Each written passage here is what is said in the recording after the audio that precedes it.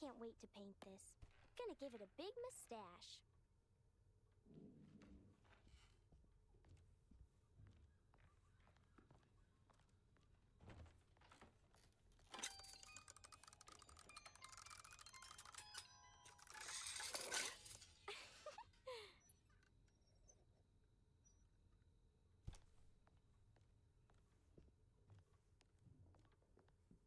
Not my best work if I'm being honest.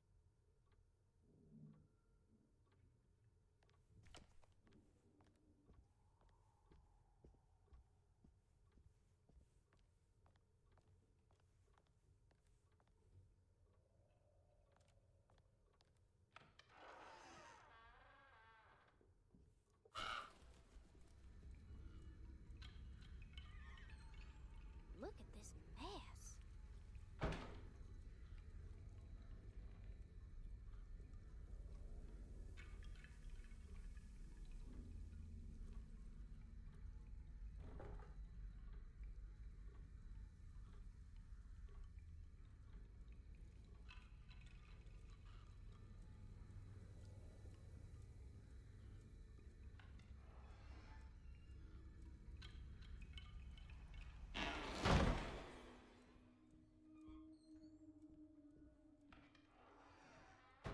Huh? I already washed my hands today.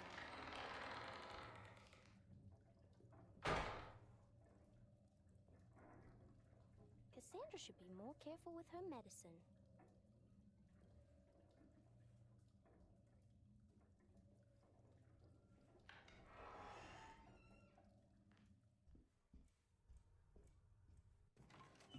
Oh, goodness, you scared me. What are you up to, Jeremy? I have to tell someone what is going on here. I have to try. You're not one of them, are you? Please tell me, Grace. You're not a spy, are you? Who's spy? Them. The others. All of them. No, you're too innocent. I'm too innocent.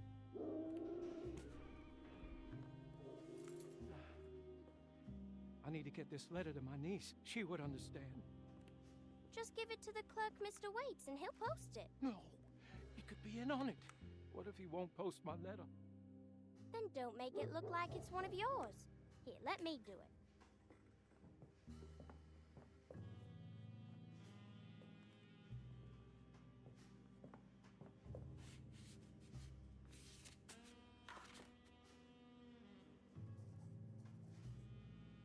Miss Emily Hartwood, Dauphin Street, New Orleans. You don't have the number? Not sure the postman's gonna find it without... Jeremy? Where'd he go? I'll just post it myself then. I'll just take this letter downstairs to the clerk's office myself. Uh-oh, Cassandra, I'm touching your typewriter.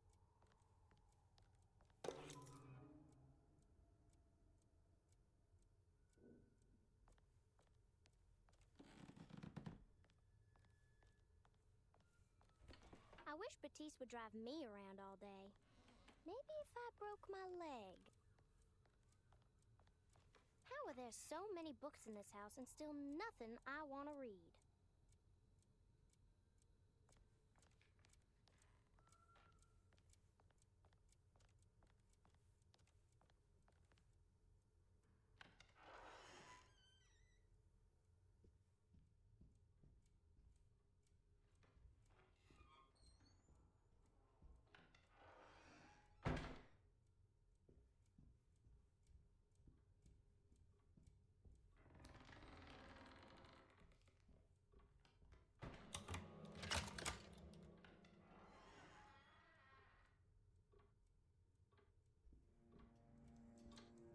They're so creepy.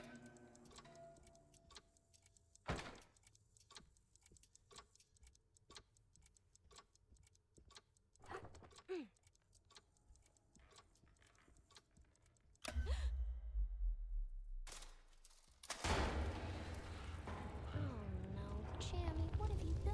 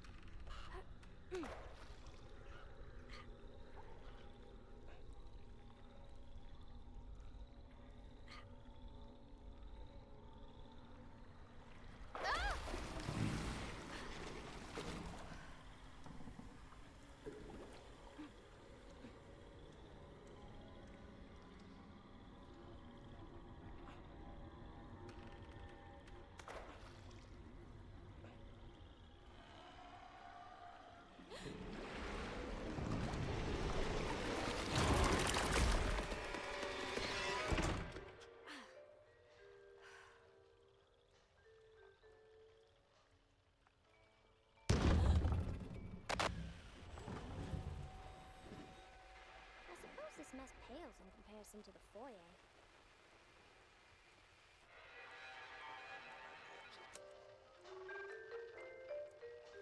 Oh, a little night music. Mr. Waits, hello?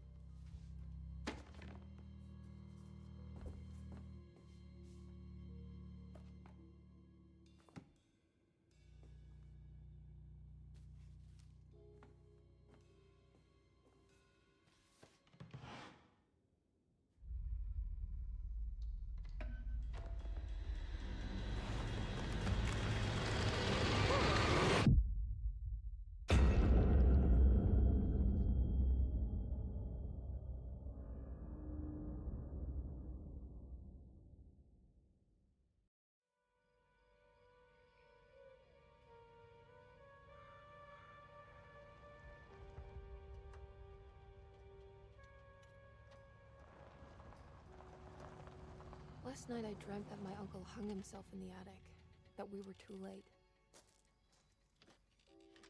The house looked different, but it was still called Dorsetto. Definitely a weird place. Feels like I've been here before. I just can't think why. Let's not waste any time, Detective. Yeah, you're right. Let's go get your uncle, Miss Hartwood.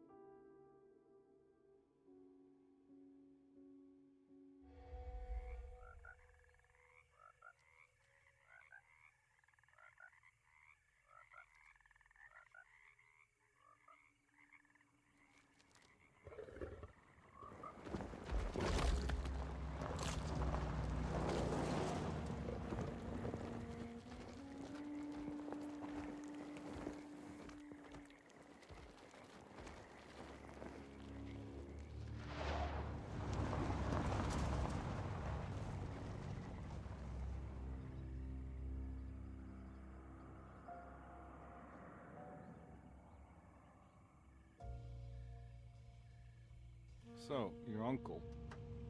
What's wrong with him? He's possessed. As in the devil?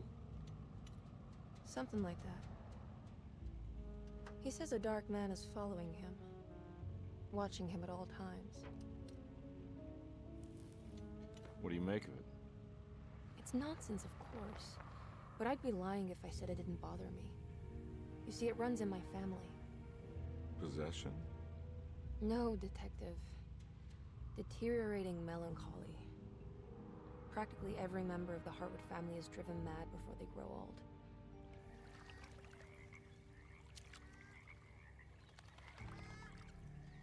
But Jeremy didn't kill himself. Is that why he's at your setup?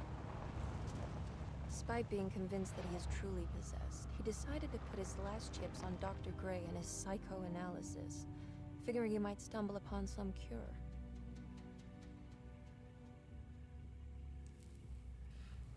You mentioned the letter. I received a disturbing letter from Jeremy accusing the staff and all the other patients of being involved in some cult. And now they are also out to get him. Could it be real? Or is it all just in his head? It's a story he tells himself, Mr. Carnby. Anything to avoid the truth. Which is? That we're all terribly insignificant. That people mean so very little to one another. That there is no one out to get Jeremy Hartwood because he isn't worth getting. Here we are.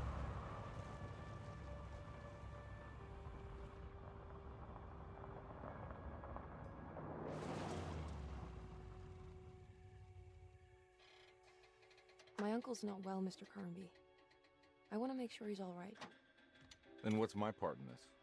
You couldn't get a cab? I just wouldn't feel safe going alone.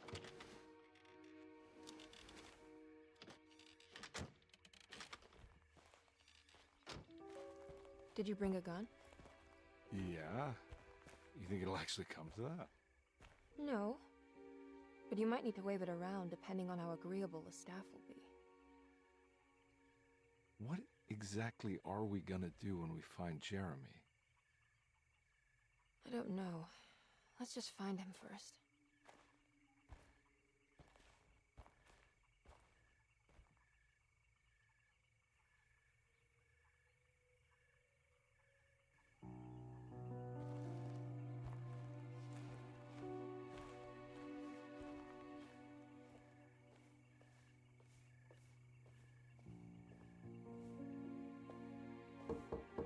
Hello? Hello? Looks abandoned. It can't be. There has to be someone around. Wait here. I'll go around back.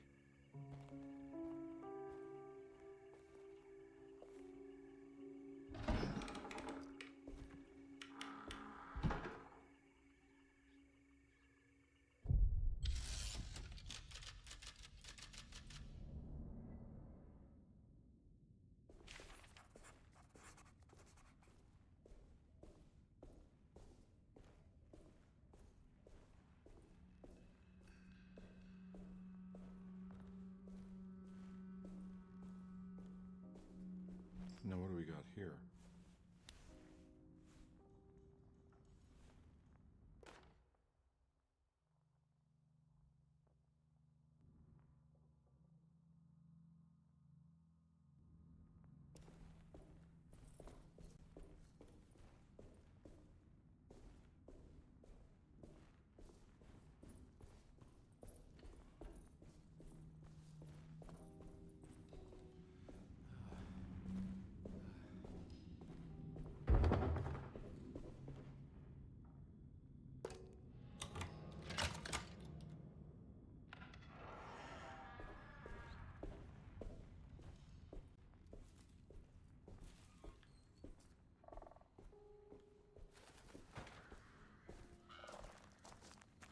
Nah, I'm not getting in there.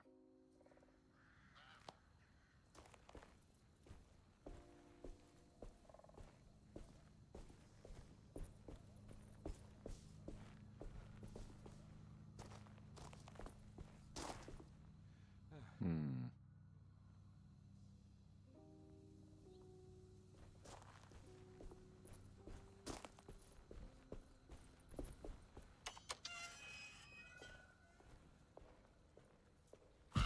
Whoa.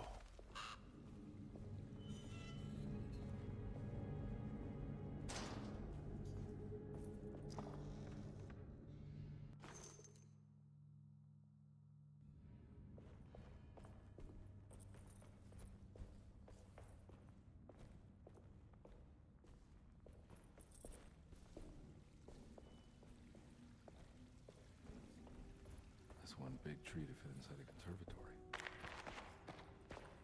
Huh? What?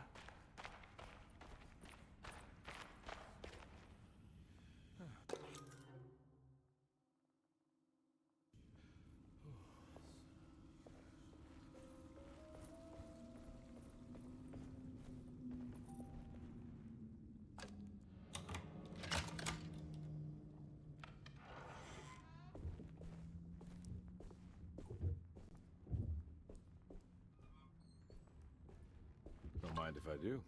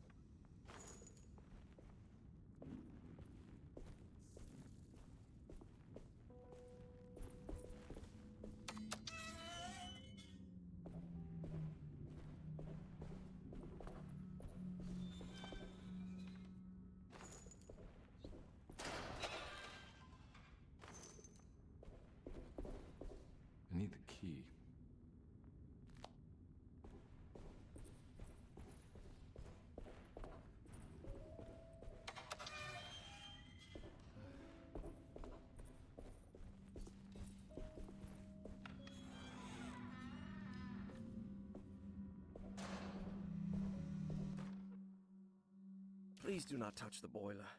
It is working after all. While the sabotage has caused a leak, only the decorative plate has been completely ruined. Let's wait for Mr. Chance to turn up and he can take a look at the leak. Mr. Waits. Huh.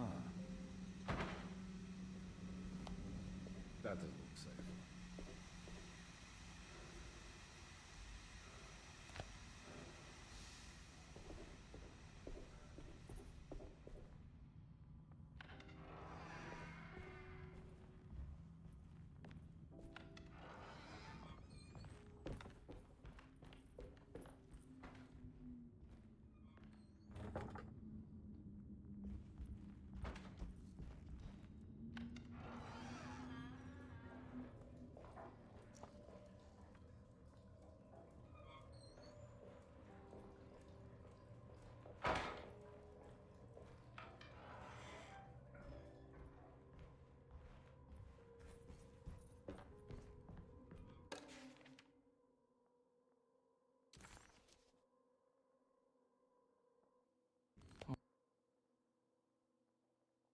Okay.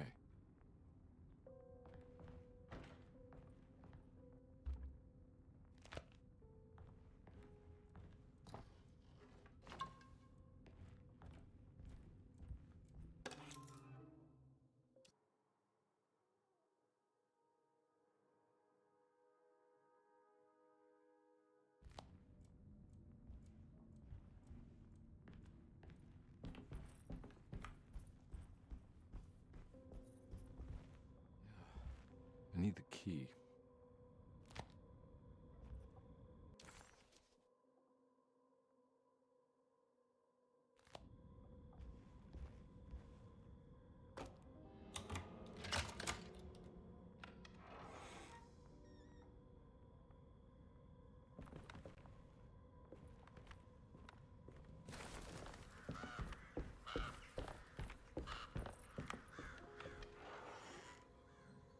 Oh.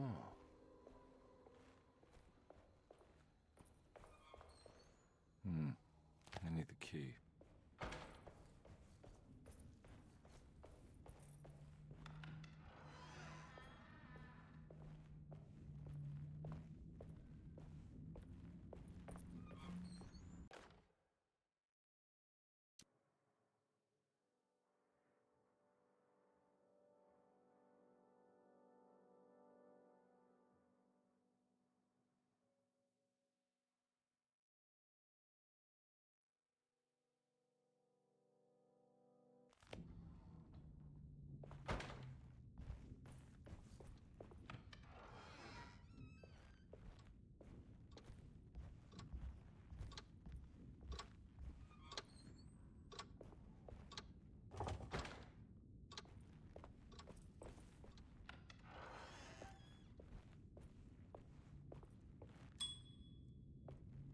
I need the key.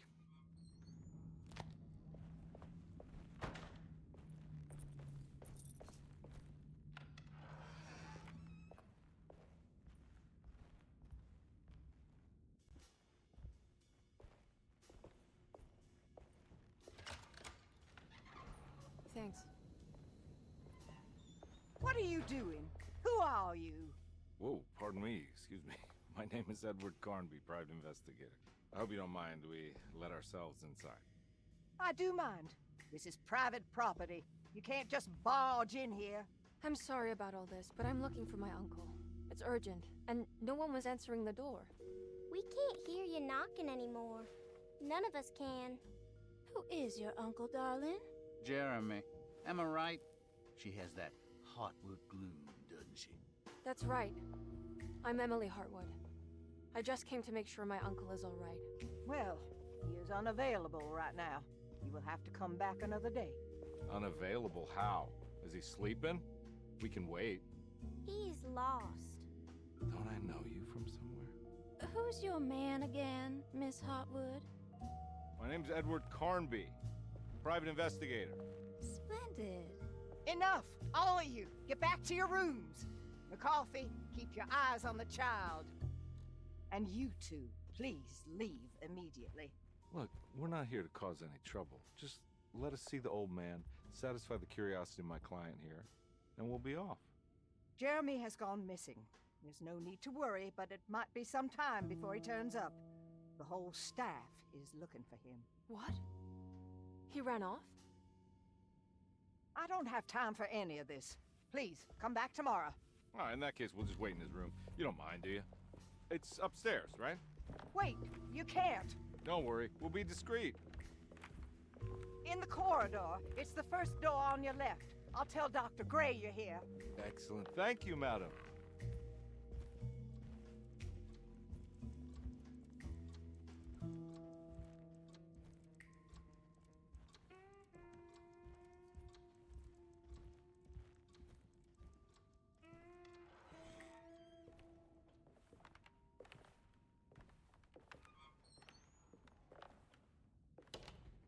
All right, here we are. Let's look around. See if we can dig up any clues.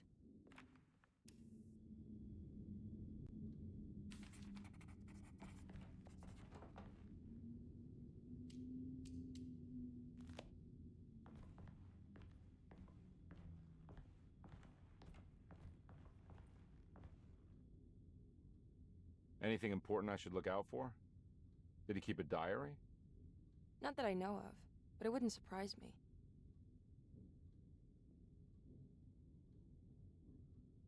Quite the artist, your uncle. Paintings, sculptures. I don't know much about modern art, but he seems dedicated. Jeremy is a fairly well-known landscape painter in New Orleans. You've probably seen more of his work than you realize.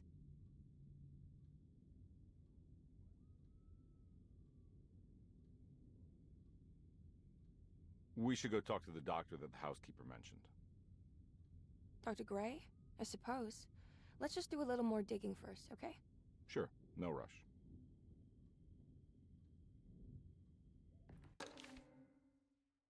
Every night the dark man stands opaque at the threshold of my room, counting the days until my spirit spills.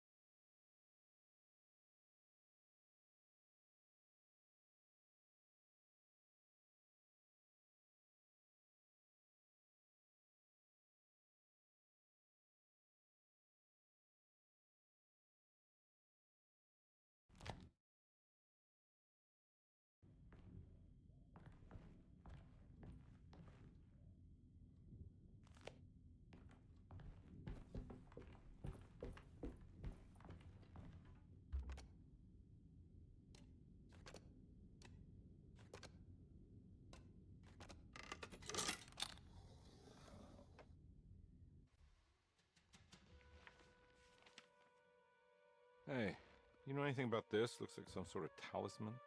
No, I don't. Oh, help me out here, will you?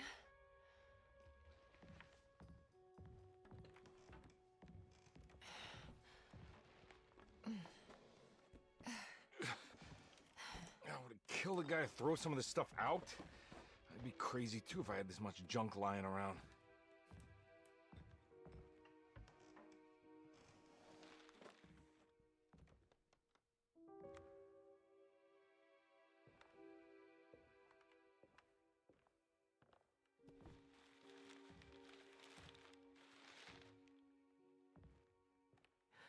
Oh, wow.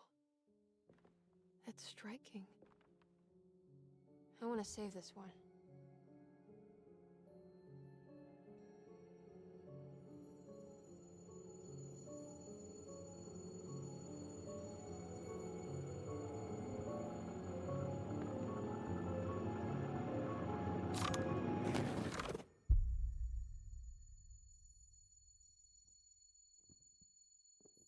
All right, come on. I want to go see Dr. Gray.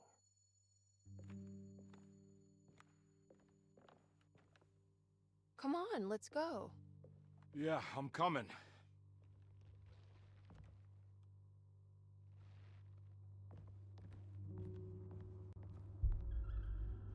Miss Hartwood. Emily?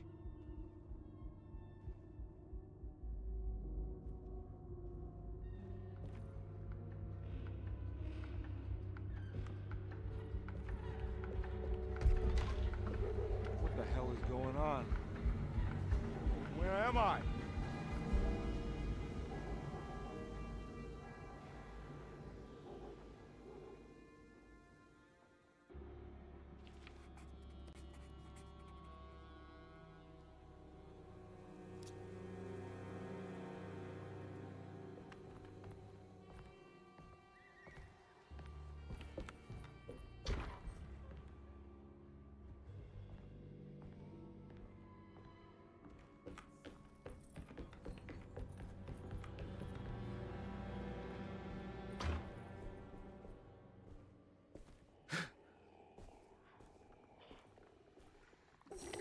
Ah!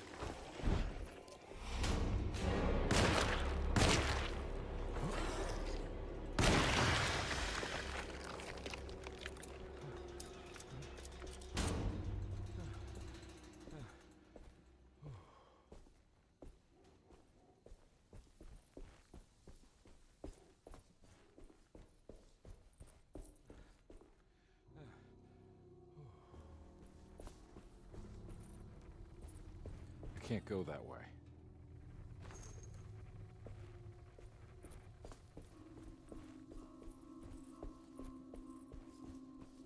This can't be real.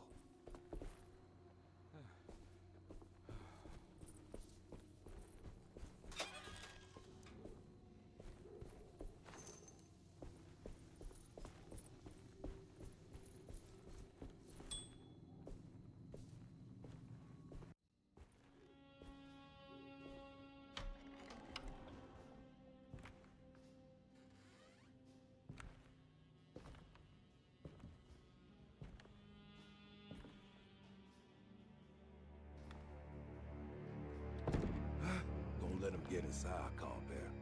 They're not the good kind. Are you...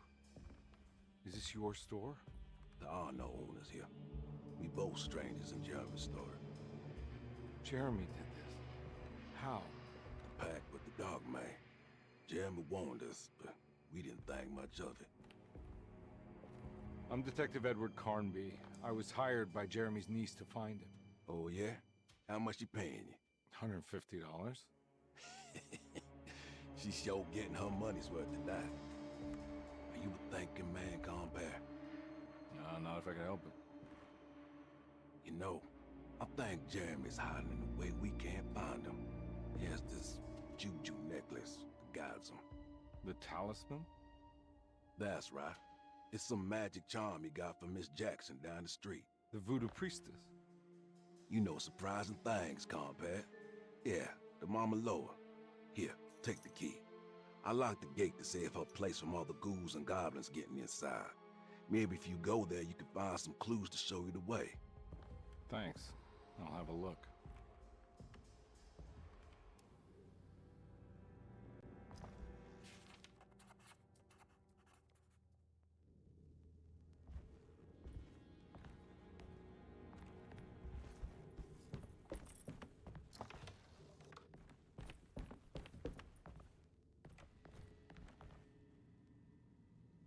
You want to come along?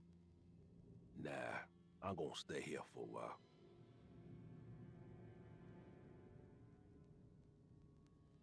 Anything I can do for... Sorry, I didn't catch your name. Baptiste, just tell my sister Lottie I'm alright if you see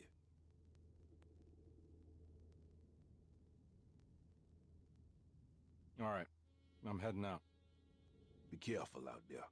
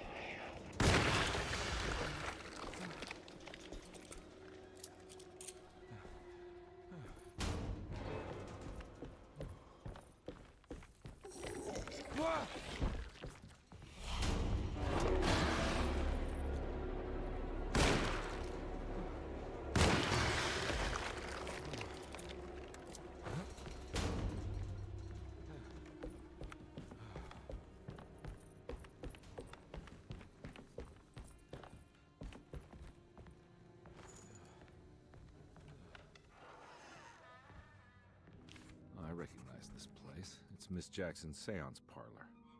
Let's see if she's got any information on Jeremy's talisman.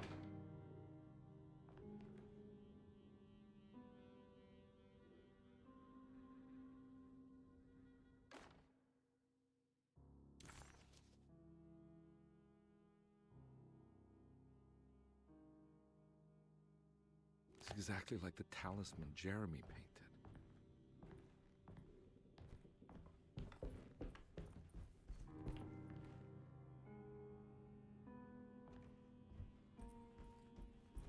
I think it's meant for the talisman.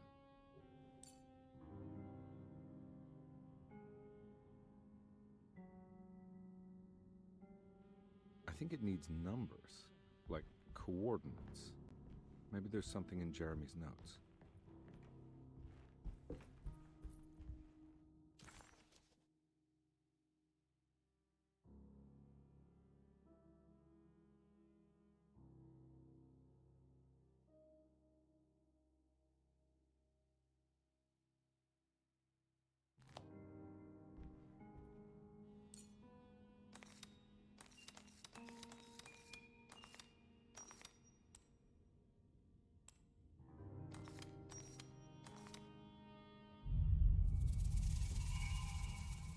It's showing something. A place? Where is that? Huh.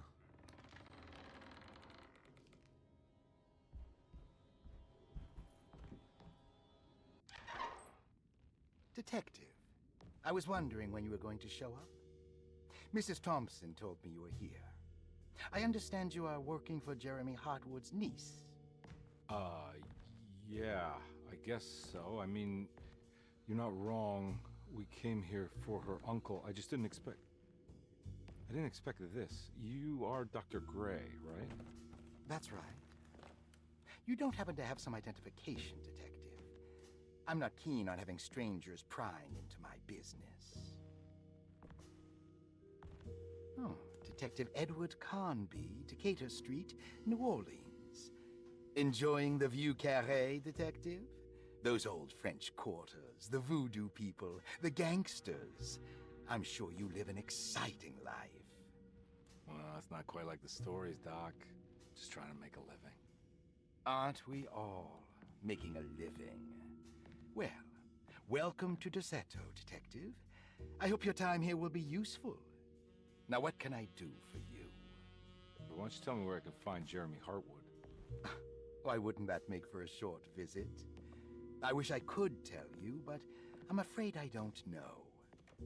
A drink, Detective? Anything brandy. Oh, you do belong in the French quarters, Detective. Armagnac or cognac? You know, just give me the cheap stuff. I'm not much of a connoisseur. Having low standards is not a virtue, Detective. Let me see if I can broaden your perspective. What can you tell me about Jeremy? I wouldn't want to go into details about his condition. Doctor-patient confidentiality. I'm sure you understand. Sure, but he is crazy, and he's gone missing. Why? Here, try this. Ooh, it's good. Got a bite? It's called a sidecar. The trick is not to be afraid of the tartness of the lemon. And for goodness sake, don't overdo the triple sec. Okay, what can you tell me about Jeremy? Well, let me think. He is an anxious man, constantly worried about events not presenting themselves according to his model of predestination. He complains about things not being carried out in the right order, and that some things simply shouldn't be. Is any of this helpful to you? Not really. I was hoping for some direction where to look next. I'm sorry. I have nothing for you then. You should talk to my orderlies. They have been looking for him for a while now. I'm sure they would appreciate your help. Yeah, I ran into Batiste earlier. Come to think of it, he might have given me a lead. Oh, excellent. So your investigation is already underway. I'm gonna go, but I'm sure we'll meet again. Looking forward to it. Safe returns.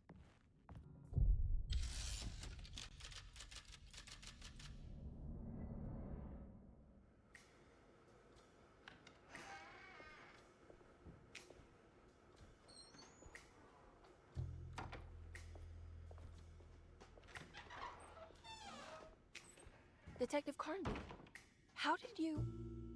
where did you go? I was just talking to Dr. Gray. You disappeared. No, it's not what you think. Have you found anything strange going on here? Yes. Everyone is being incredibly evasive and I can't figure out why. No, I mean something you can't explain. Paranormal, even. Detective, I really need you to get yourself together. I can't do this alone. Forget it. I'll figure it out. Do you want to come see Dr. Gray? No, I want to try something. With this talisman, I think I can follow Jeremy to the place he mentioned in the book. What was the name? Do you remember something Spanish? Tarawea. Yeah, that's where I need to go. Detective, are you gonna be all right? Yeah, of course. Go talk to Dr. Gray. We'll rendezvous later.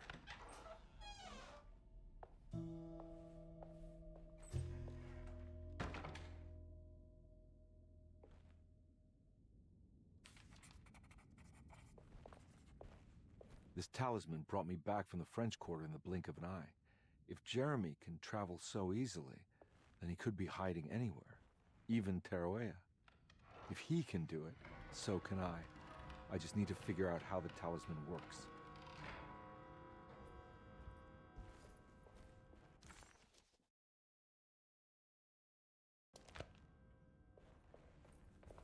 I'm not gonna walk out of this now. I need to help Emily save her uncle.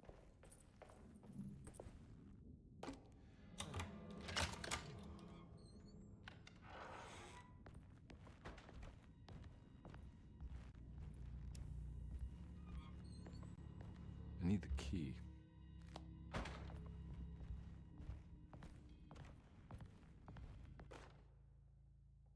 Paul, you're right about the plates on the boiler and the clock. They have been sabotaged, and I think I know who did it. They have something to do with Jeremy's episodes and how he seems to disappear at night. Right now, it's important that you keep an eye out for any of the pieces. I want to find out if I can repair the plates. Let me know if you find any of them. Lottie. Tell Lottie to take a look at the well in the kitchen garden.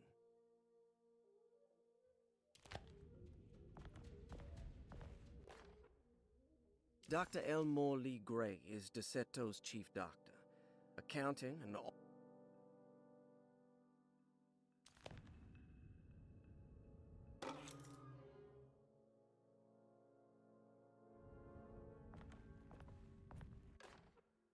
Saw your notice in the boiler room.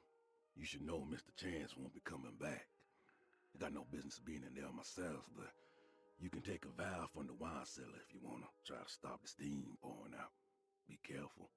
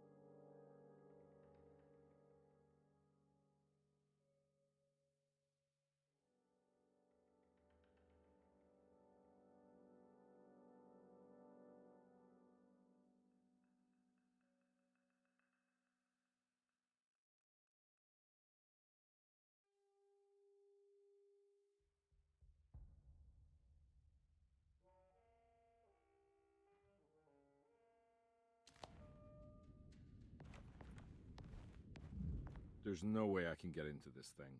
Better leave it alone.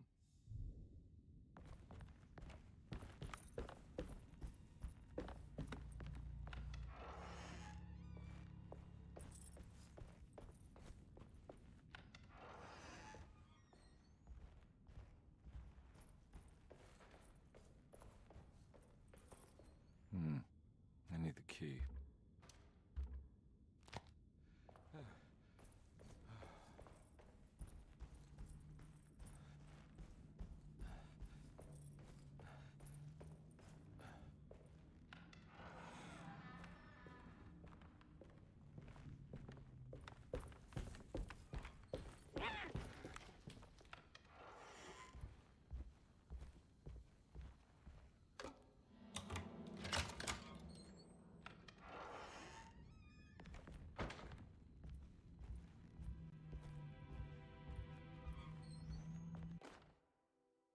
Lost Plantations of Louisiana, Thierry Briclot.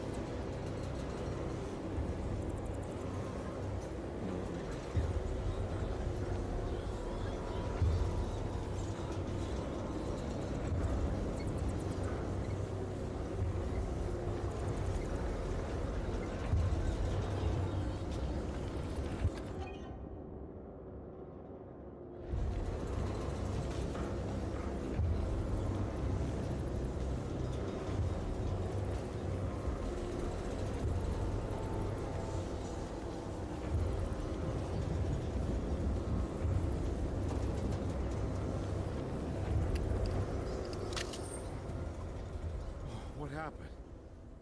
Everything's normal again? Right.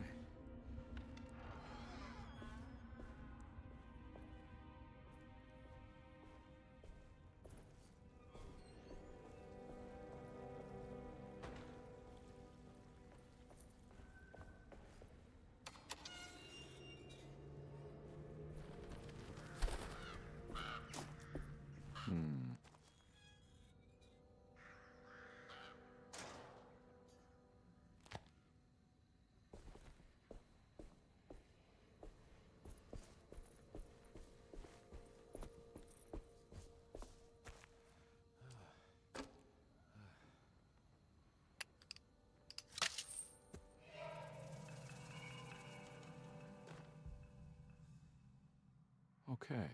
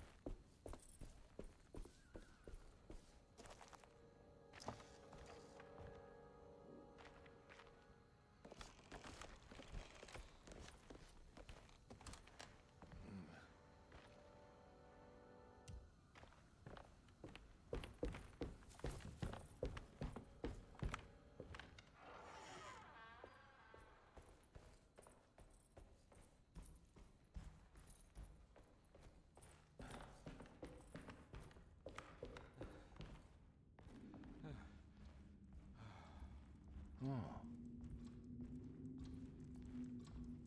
It's stained. Looks like this must be the clock that Jeremy wrote about in the Commonplace book. Huh. Looks like the plate that held the talisman in the seance room. But it's broken and missing some pieces.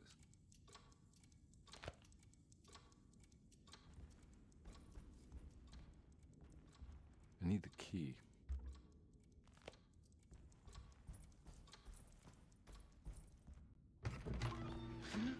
Yeah, sorry, Detective. Didn't mean to obstruct justice or anything. That's fine. You know, I'm kind of busy with my own case of a missing person. I was wondering if you've seen Grace, girl about yay high? I can't say that I have. Why are you asking?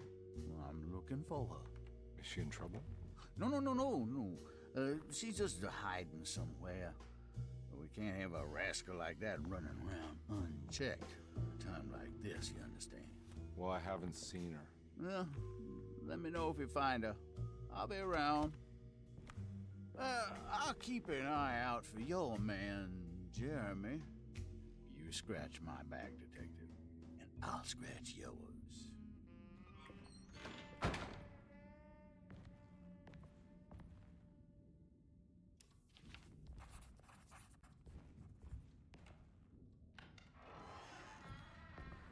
Looks like everything's back to normal here.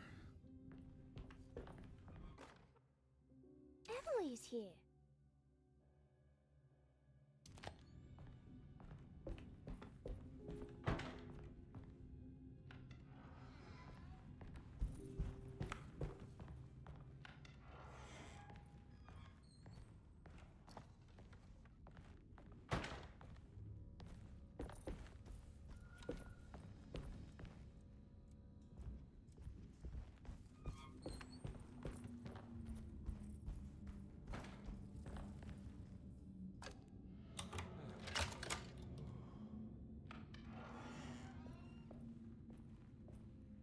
Huh.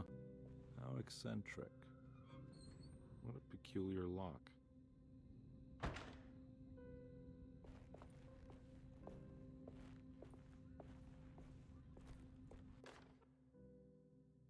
Will I need to remember how to get them out again? They are locked up for good reason. I am sure she is still able to whisper the answer in the ears of the wrong people. But not for long. I will see her burned soon enough. That black goat will be sacrificed to put an end to it all. Then it will all be over. No more Derceto, and sadly, no Astarte. Those good pirates of Pontchartrain. May you still sail the lake, until you find the shores of Hali.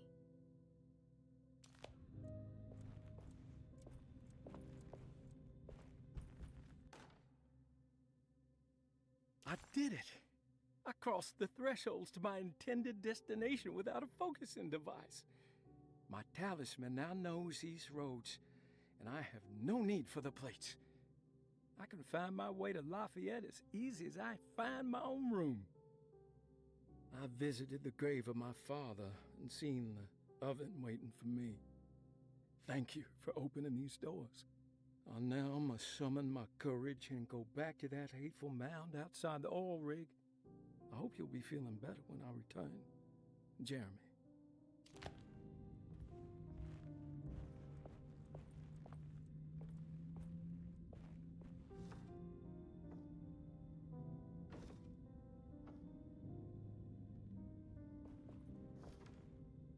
These paintings got some grim-looking rot on them.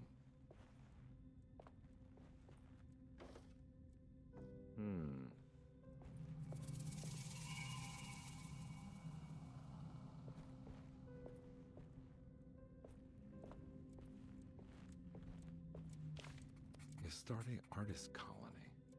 I remember hearing about their disappearance. Must have been 15 years or more now.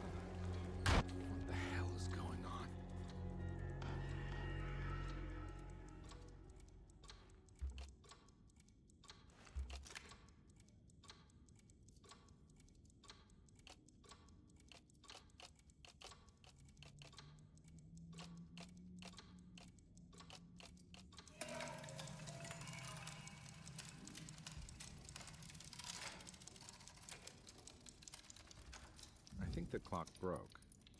Or maybe it just stopped at a very precise place.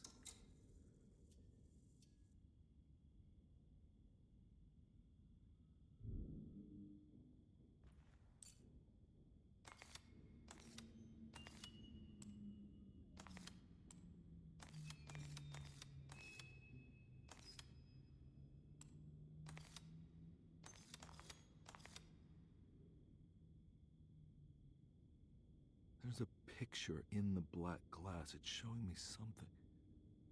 It's the hallway outside Jeremy's room.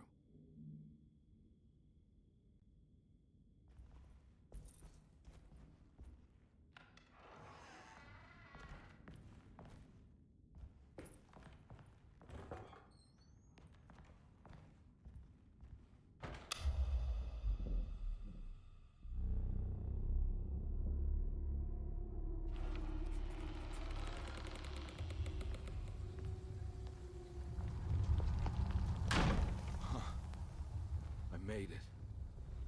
I entered another one of Jeremy's memories. Ugh.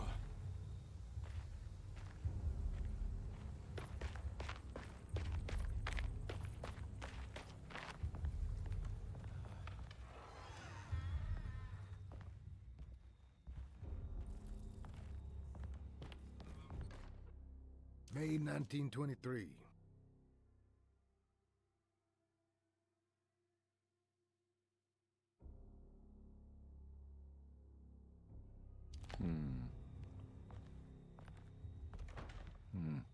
I need the key.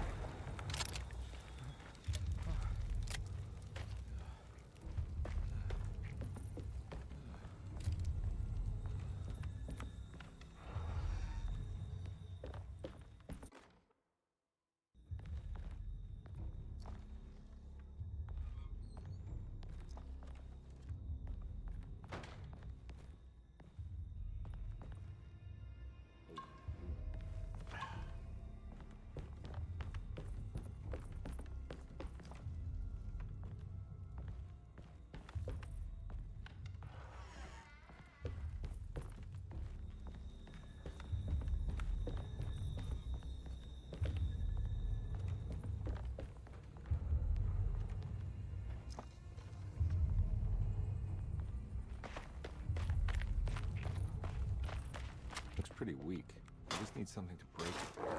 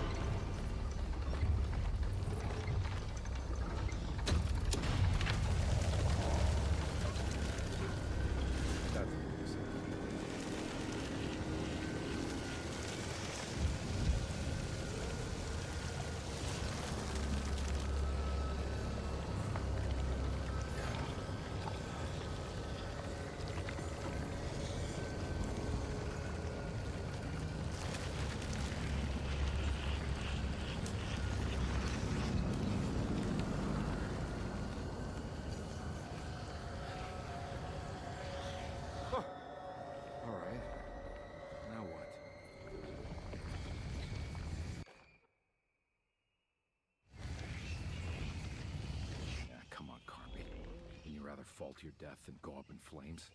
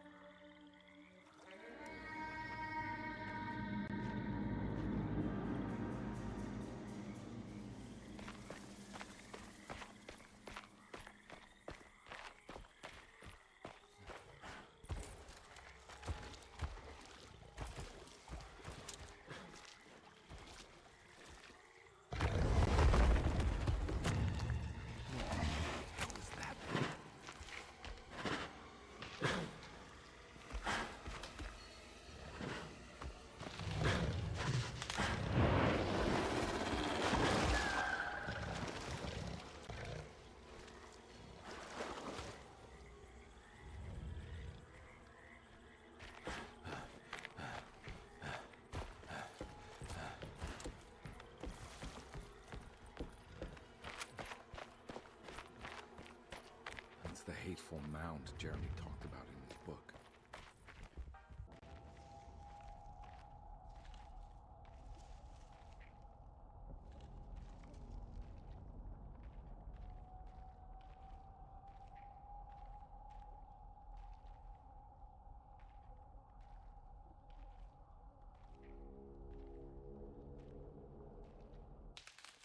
Don't come any closer. I'm armed. Get that thing out of my face. Who are you? What are you doing here? I'm just a detective trying to find something called Teruea. You after Jeremy too? Why? I'm working for his niece. She wants to make sure he's alright. He might be unharmed, but far from alright. He's a curse upon Deseto. Here we go again. Quiet.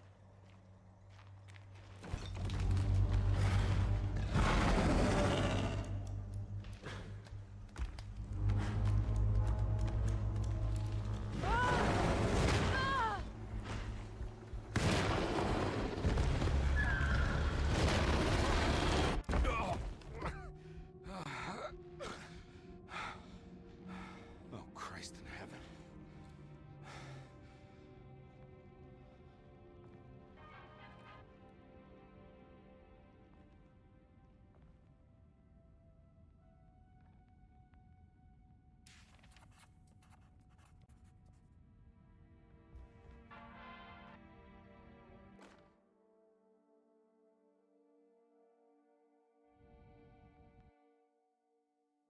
Reflections on the power of the verb and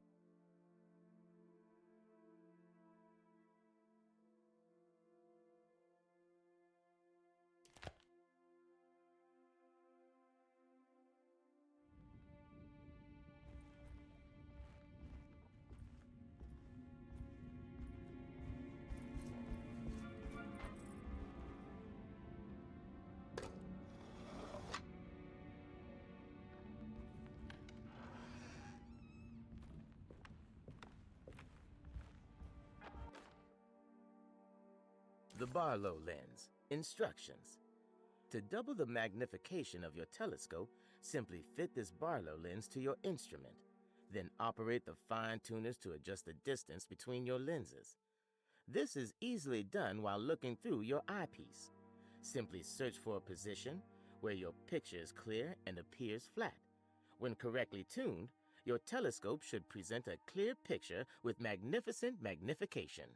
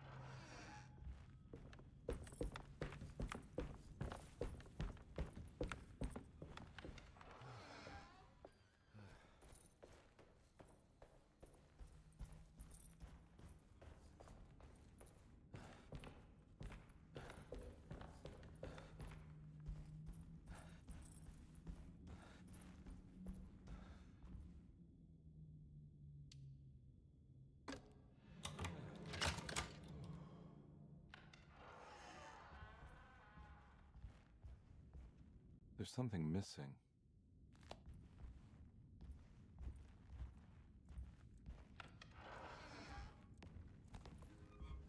This must be that kid's room. Why does she seem so familiar?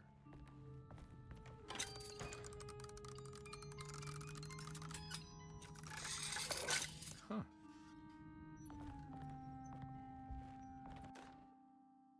Don't you worry, Grace. Go play your game, bleat and bellow with the others. I won't be jealous. There will be more masquerades. However, I would love it if you would finish my mask for the feast. With love, Ruth.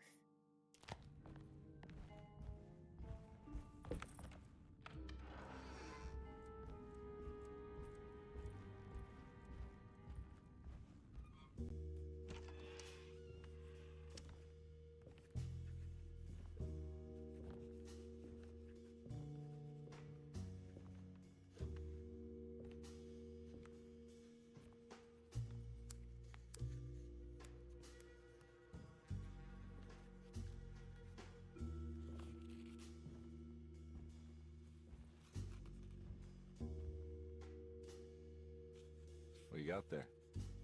You drawing something? Nothing special. I'm just bored. Do I know you from somewhere?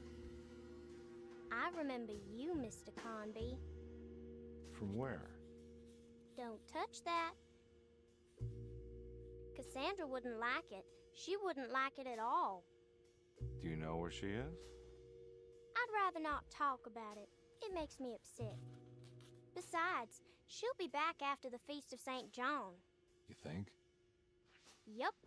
It's all on the page, Mr. Conby. And many of them that sleep in the dust of the earth shall awake, some to everlasting life, and some to shame and everlasting contempt. All right. I'm gonna go now, if that's okay. I don't like to stay too long in the same place. Mr. McCoffey might find me. Hey. Was he mean to you? Not everyone needs to be saved, Mr. Conby. You should know that by now.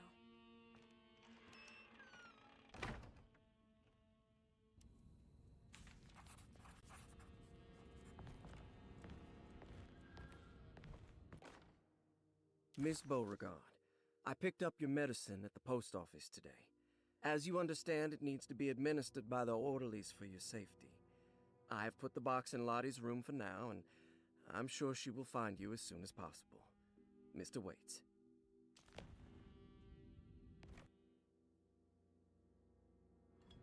So this is where Cassandra Beauregard ended up. For some reason, I thought she died years ago. There's more of that rot again. Like it's guiding me to do something. But what?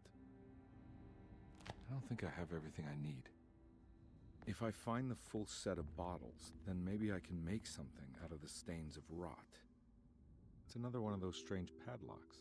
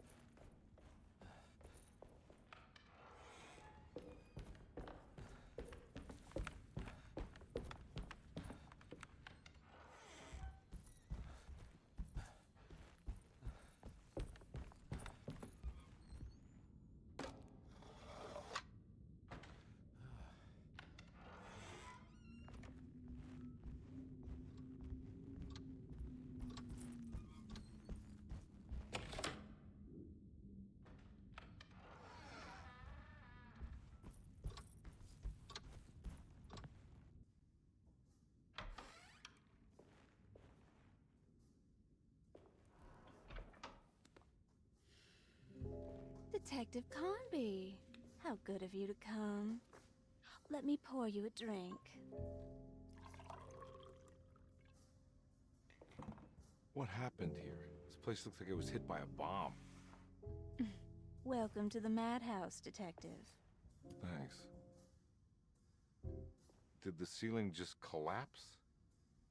I heard it was something in the attic, something that was supposed to happen but didn't.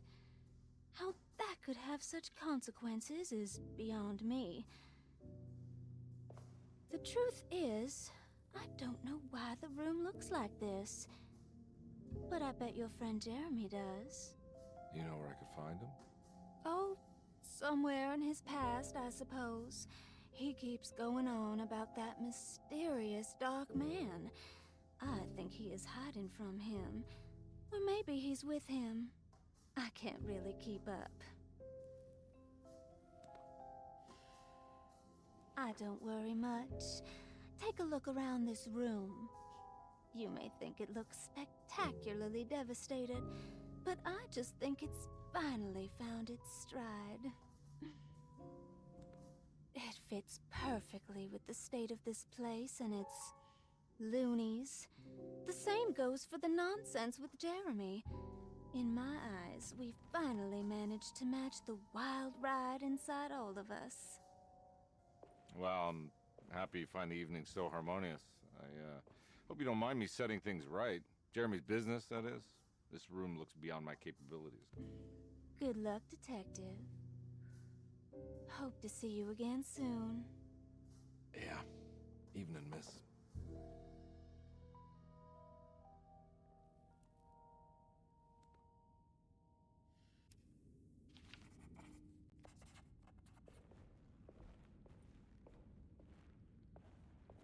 Can I get some more of that whiskey?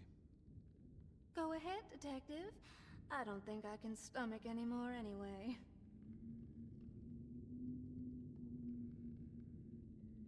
Am I bothering you? On the contrary, Detective, I enjoy watching professionals at work. Well, I better get going. Bye now, Detective. Don't take any wooden nickels.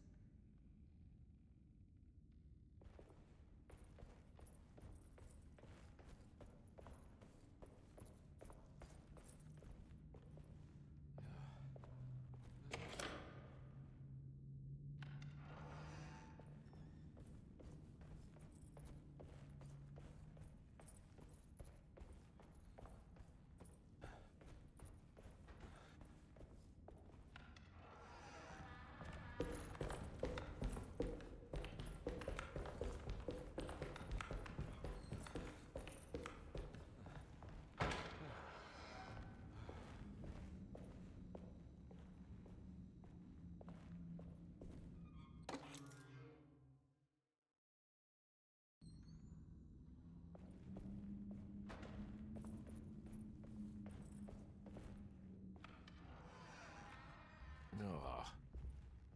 There's more of that aggressive rot. On the commonplace of evil.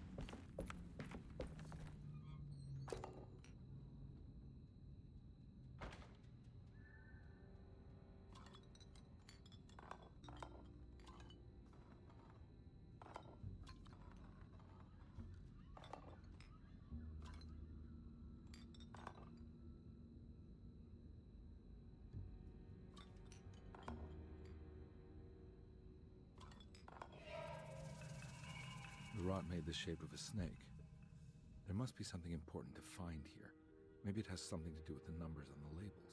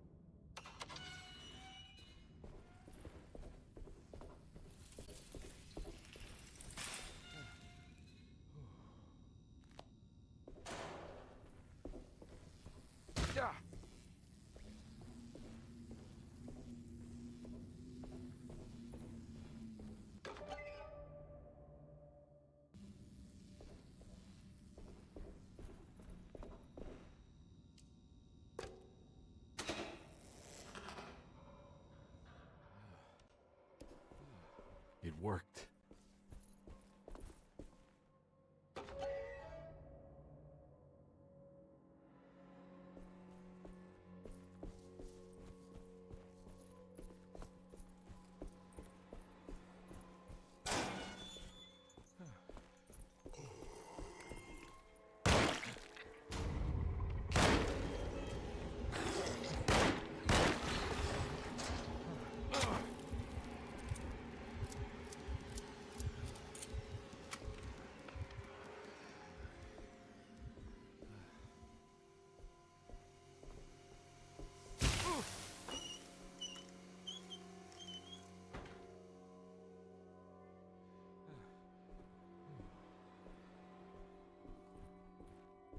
Jeremy?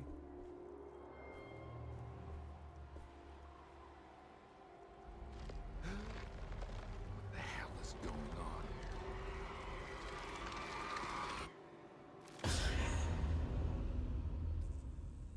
Where's the body?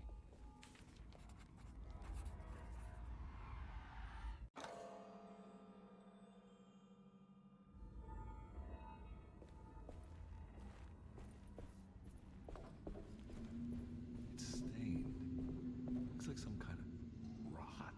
It's another plate for the talisman. Like the other one, it's broken and missing some pieces.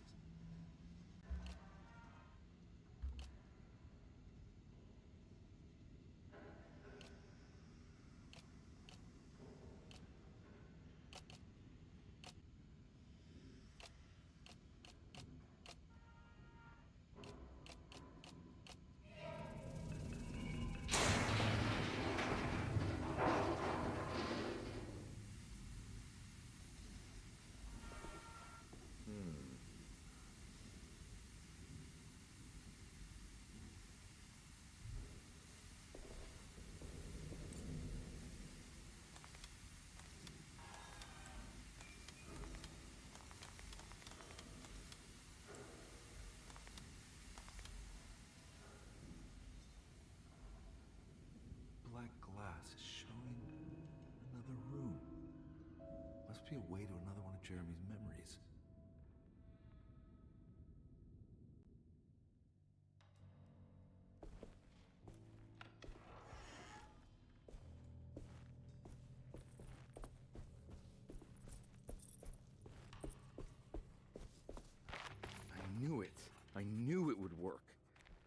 getting good at this, Carnby.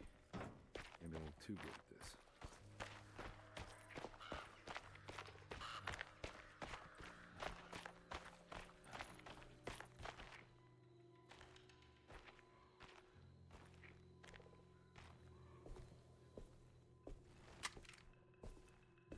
The Hartwood's family crypt.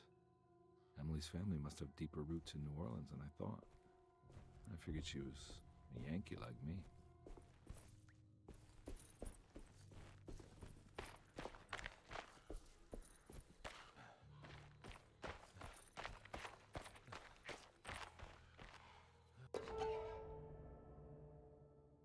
What's this?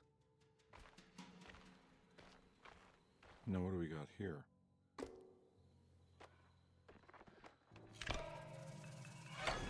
Got it.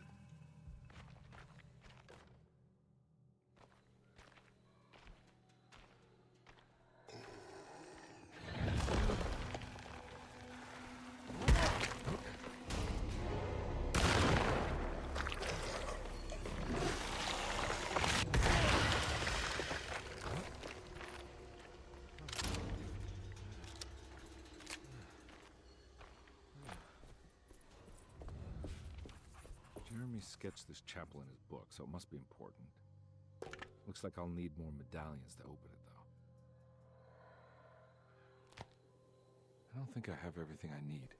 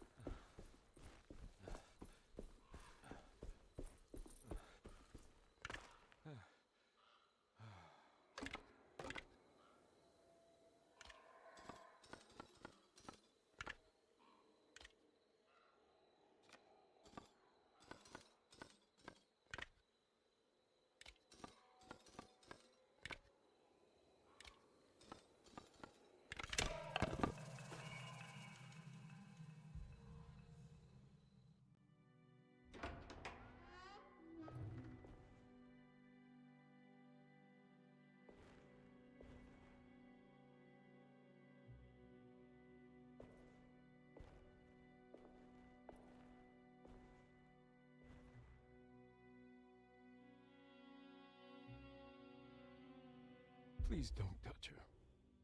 Jeremy, what are you doing here? Everyone's looking for you. I know, it's all a big mess. No one understands. I'm just trying to keep evil at bay. Just for a little while longer. You've got to come back with me. Your niece is waiting at Tercero. Emily? Why would you... My letter. Keep making it worse. What is going on, Jeremy? How is any of this happening?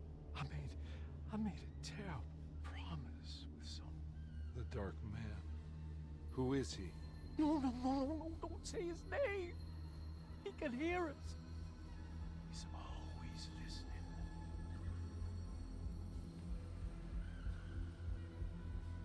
Jeremy, I need to understand what is going on. I promised him everything. When the sun rises, I will be chained in his sunken desert temple for an eternity. But at least the evil about to awaken in Deseto won't harm anyone outside of that cursed place. You're acting crazy, Jeremy. I want to help. There's nothing you can do. And what's all the business about Teruea? Why did you want to go there? I can't go there. Not allowed. But you wanted to. Can I go? Tell me, will it help me to break your pact? Is there something there that would help? Why would you give me hope? That's so cruel. Okay. Sounds like we're onto something here. What should I... Look out! Behind you! Run! Don't let him take you!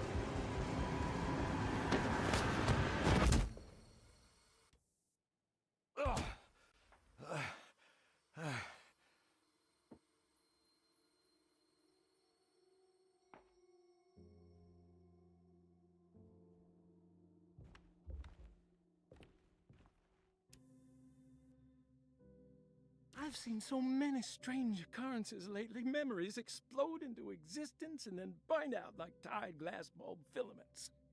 Dreamscapes crash down from the stars and sink into the sea. Doors that lead to nowhere and absolutely everywhere at once. With all this reverie, I want to think there's a chance that you found a way to remain alive in some way I cannot fathom.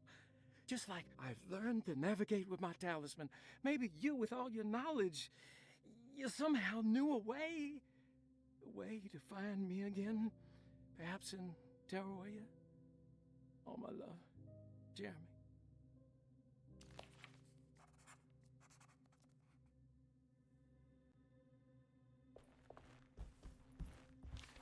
She's dead. No matter how she died, she looks peaceful now. Hirosi's body looked unharmed. Conby couldn't figure out how she died, or why this wasn't a bigger upset to the people at Deseto.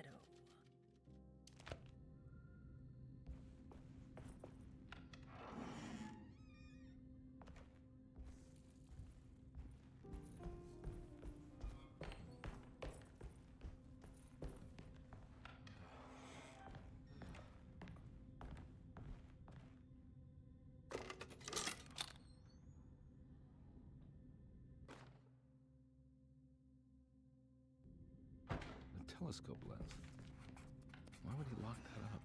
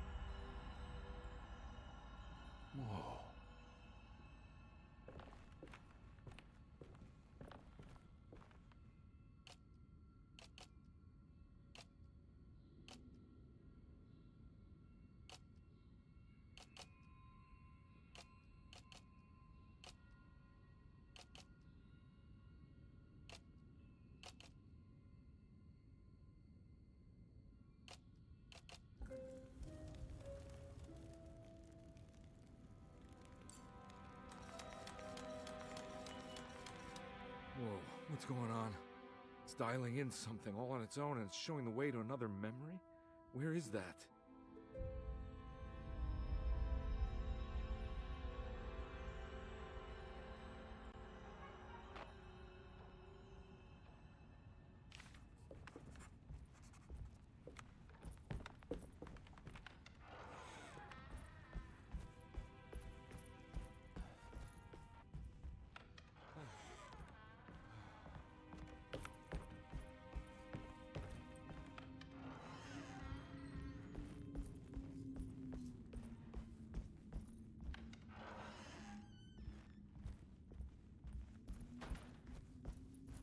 Here we go.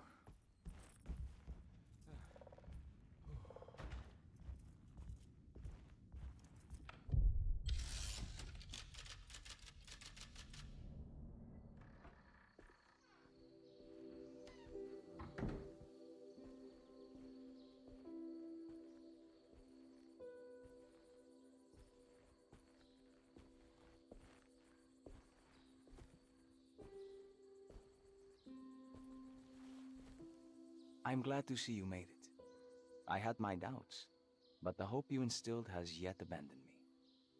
I guess this must be Tarawea. Who are you?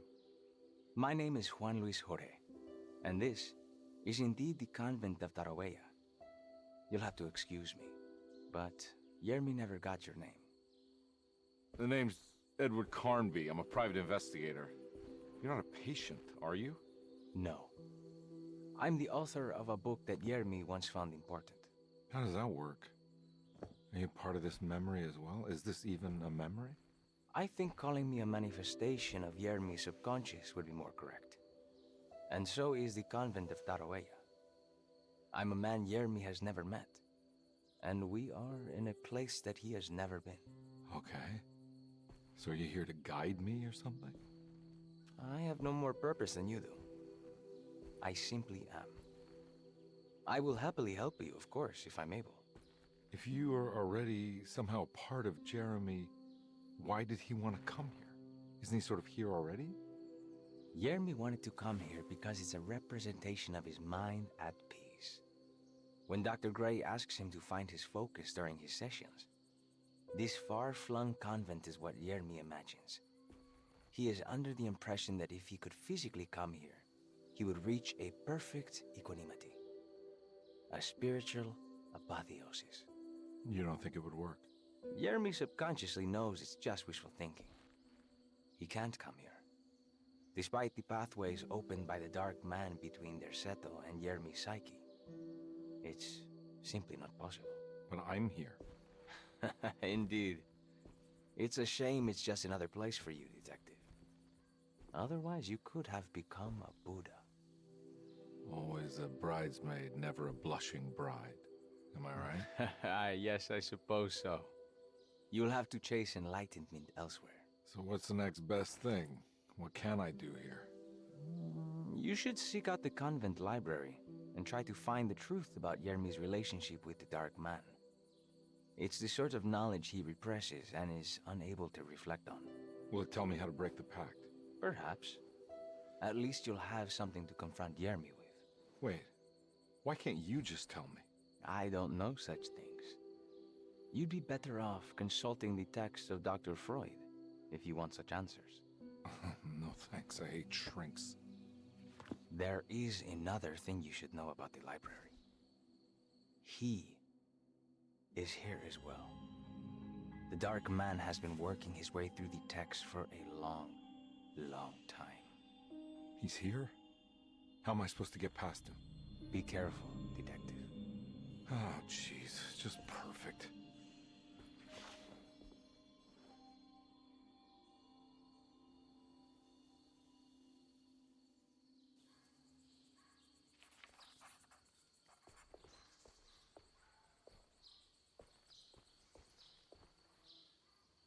You have any advice on how to deal with the Dark Man?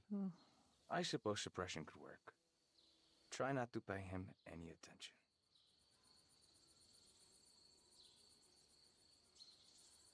I know you said Jeremy's never been here, but does this place exist in real life? I think it's supposed to be Mexico.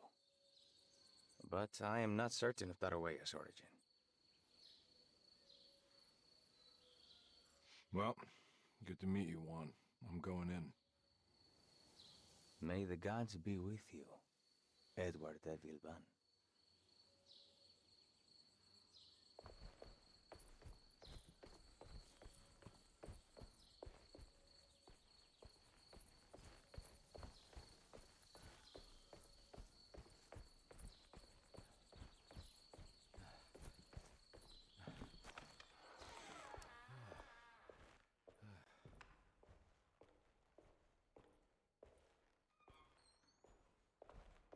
What happened in here?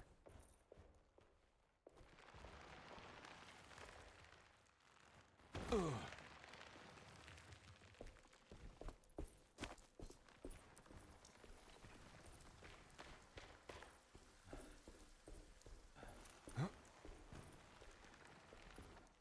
Oh.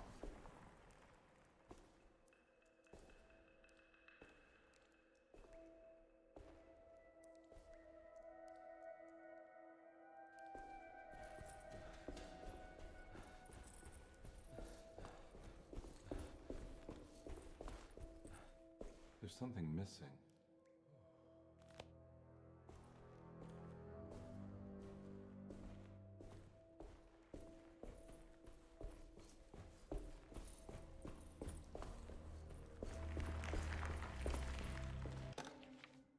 The great library was endless, beautiful, and terrible. An Akashic record for the universe inside the mind of Jeremy Hartwood, now corrupted by a story forced upon him, told by a maniacal liar, an evil conjured by science and secrecy. I will suspend a room and lock away the foundation of his character. Its key will be left to the librarian, the only thing invisible to the Prowler.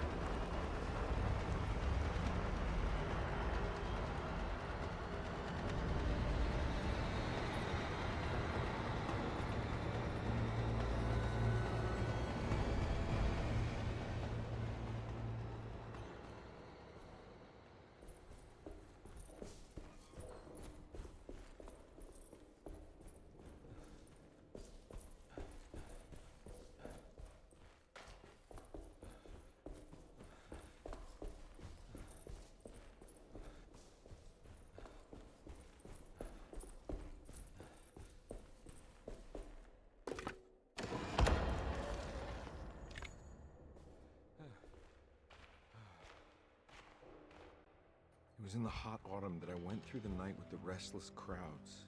He was a kind of itinerant showman who held forth in public halls and aroused widespread fear. The New Orleans address of the event is lost, but I remember distinctly the Prext Shipping Company pressing their contribution. Hey.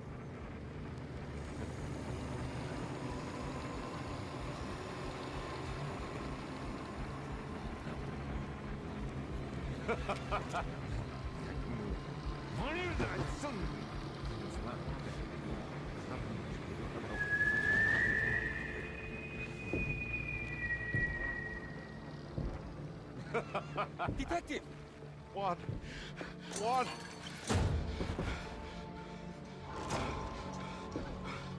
I hope you found what you were looking for. I fear there is no going back.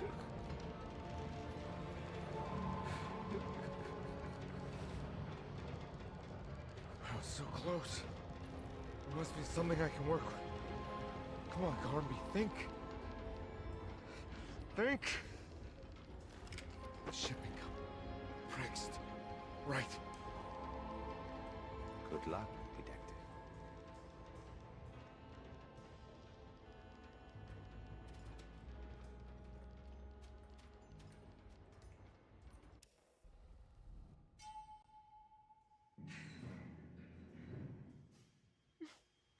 Well, thank God you're here, Detective. Sitting all alone in a place like this? I'd never live it down if the papers got wind of it. Hey. Ruth, right? Oh, don't pretend you don't know. I'm sure you have a whole file on me by now, Detective. I suppose we weren't formally introduced. I'm Ruth Talon. Miss Ruth Talon, in case you're wondering. Edward Carnby. Enchanté.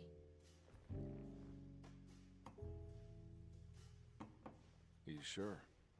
I had too many already.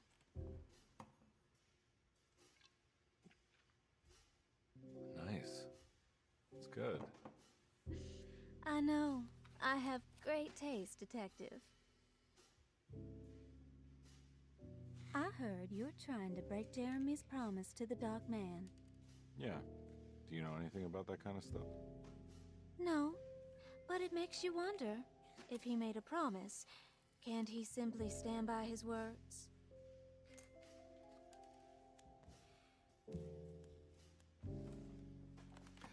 Look, I'm just trying to get Jeremy out of a bad deal, so he'll come back with us to New Orleans.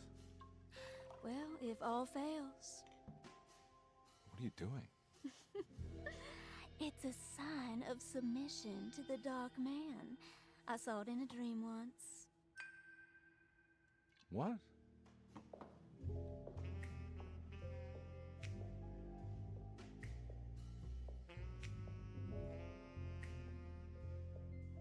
You don't know the Prext Shipping Company by any chance? I do. They made big money during the war. But their waterfront office is just over there. How did you do that? Do what, Detective? Bonne chance. Hey, have you seen Emily Hartwood anywhere? Are you trying to make me jealous, Detective?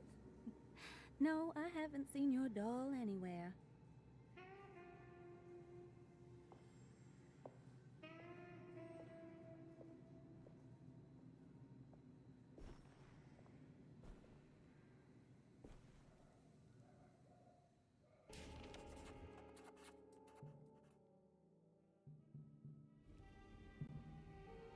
Prext Shipping Company. According to the book in Tarawea, the Dark Man is connected to a performance that Jeremy went to somewhere in New Orleans. I'm sure I can find the address inside.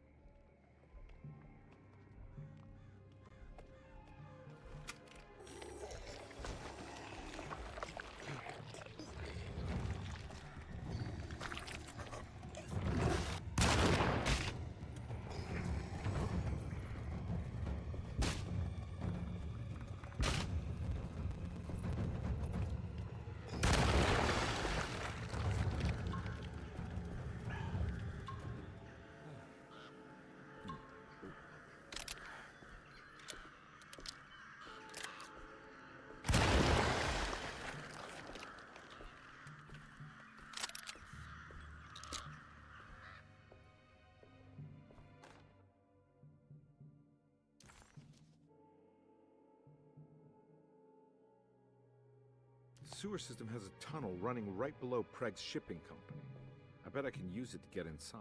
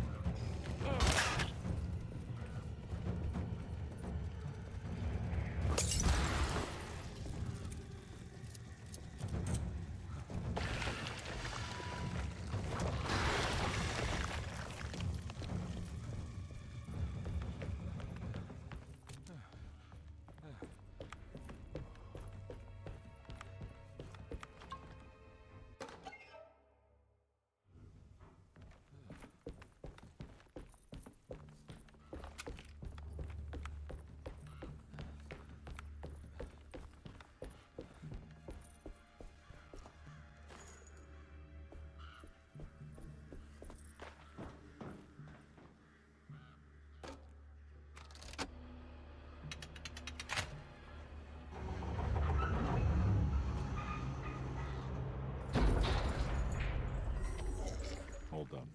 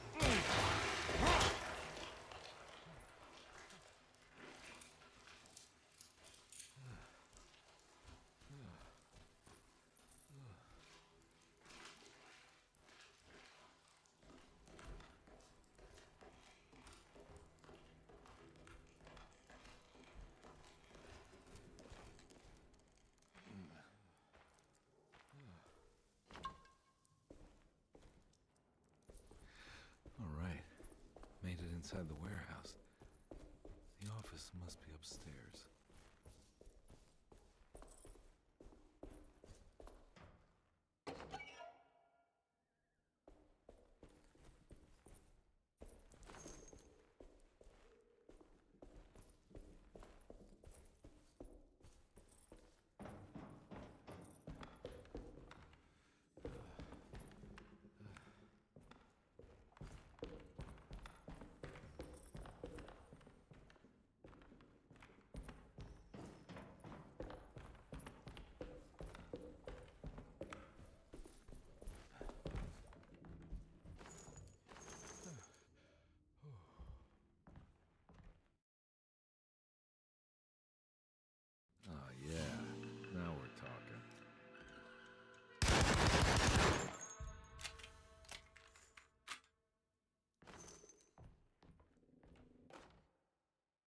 ship was raided while in dock. All of his things were recovered, but blood was shed. Several men were carried into the Mississippi River and drowned by ones who live in the deep. All items have now been signed and delivered. Now best keep the papers safe. What is left? Later is right, and hell is back again.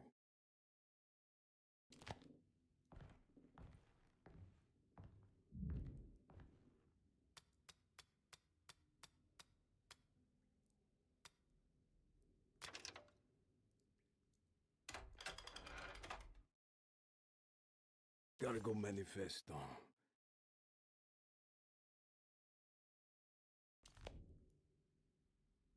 Here we go. The address where Jeremy first encountered the Dark Man.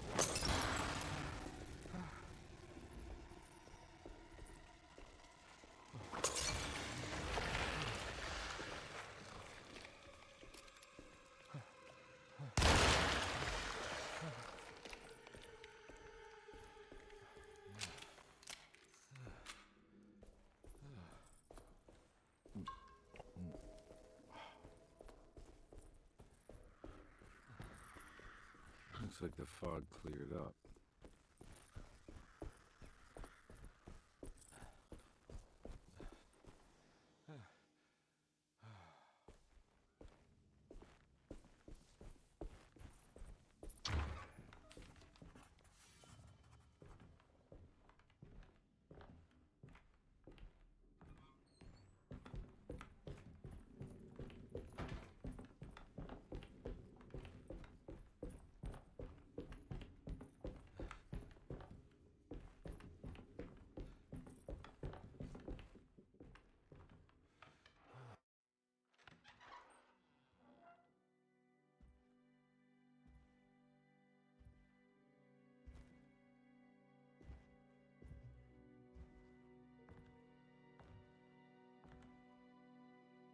You want to tell me what this is all about? Welcome, Detective, to the greatest show this side of the Mississippi.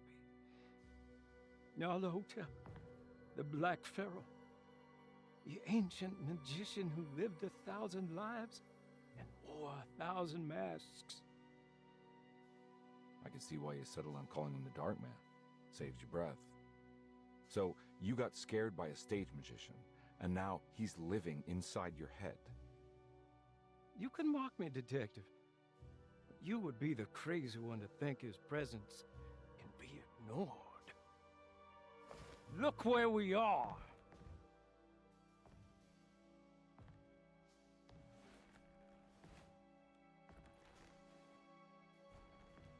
We didn't get to finish our last conversation, did we?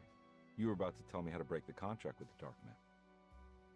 No, we can't. We were turning loose on the world. So many innocent would die. But there is a way to break out of the deal. There is. You offered me a way out. Steps to take. What are they?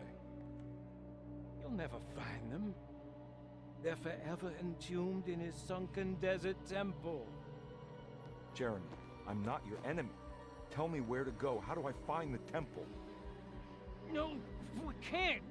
I have to make this sacrifice. God damn it, Jeremy. I'm gonna save you. Don't worry.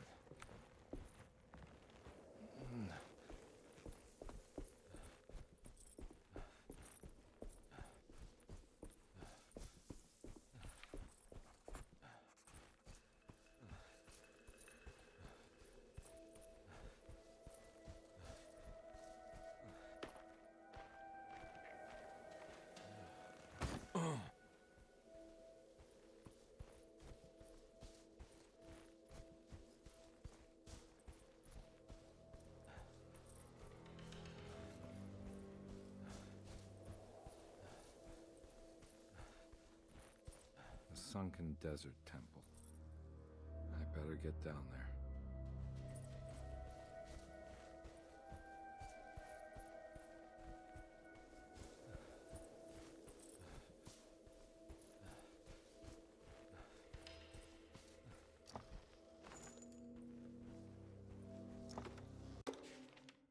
The Temple of Neph.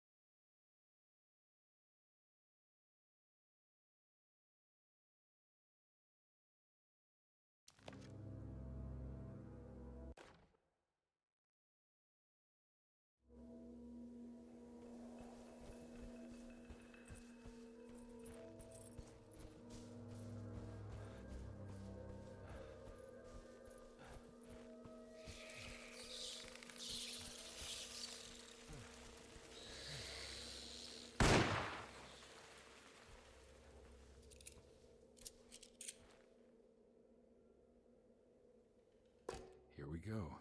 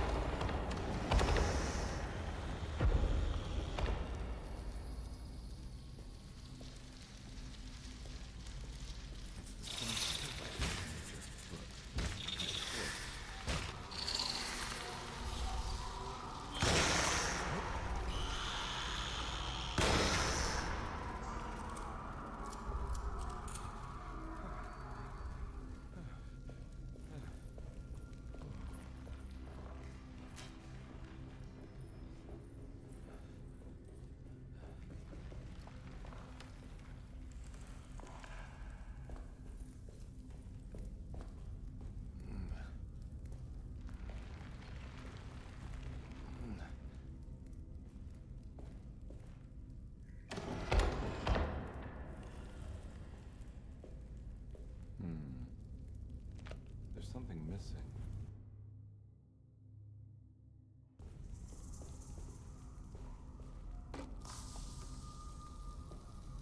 This one looks operational. Will work.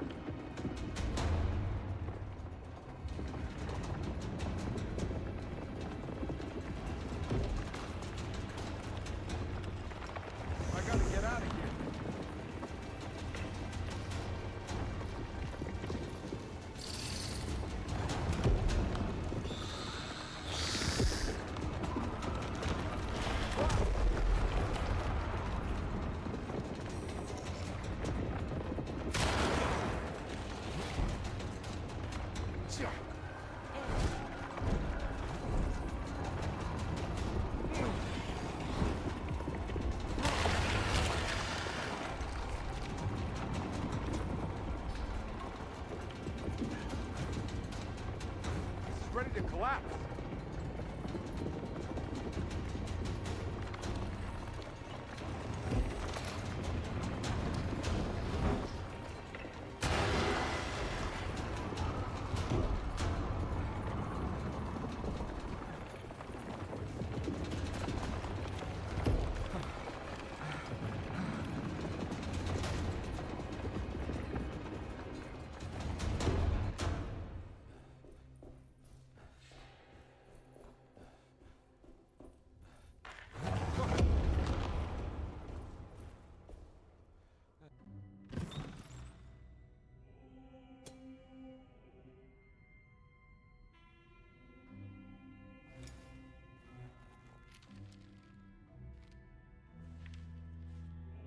Acknowledge psychological trauma, break through barriers of self-deceit, temperamental behavior.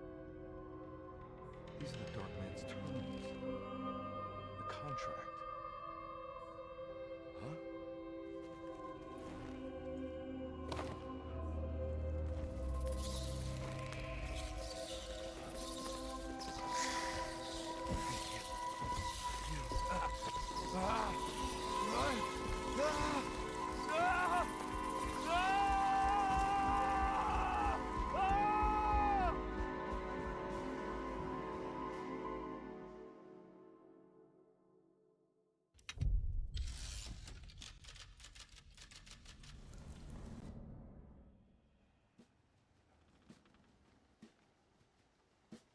Hey. Hey, detective?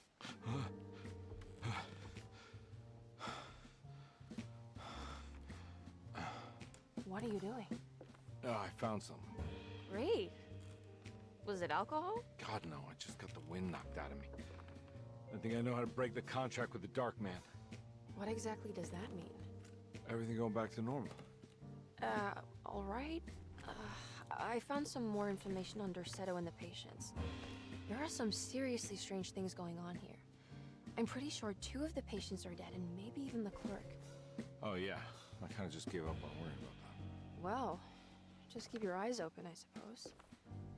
What were you doing again? Jeremy made a pact with the Dark Man to keep all the madness locked inside Dorsetto. All right. I'm gonna break it. I just have to... Where is it? Where's the talisman?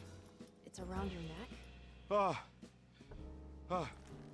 I worry, Detective. Don't, I'm fine. I worry that you're not much help on this case. At least you're a good distraction. Trust me, you're getting your money's worth. At this rate, I'm an absolute bargain.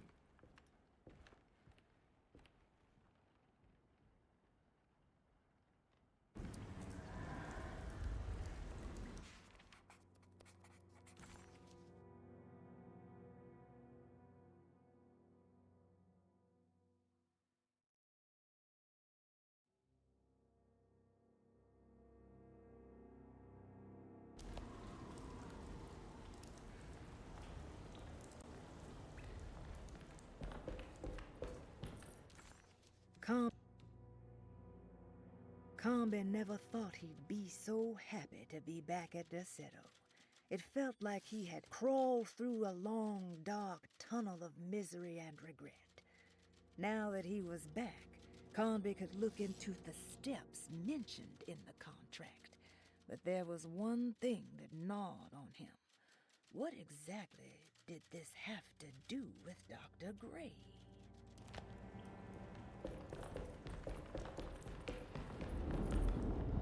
Just what this evening needed. Some ambiance.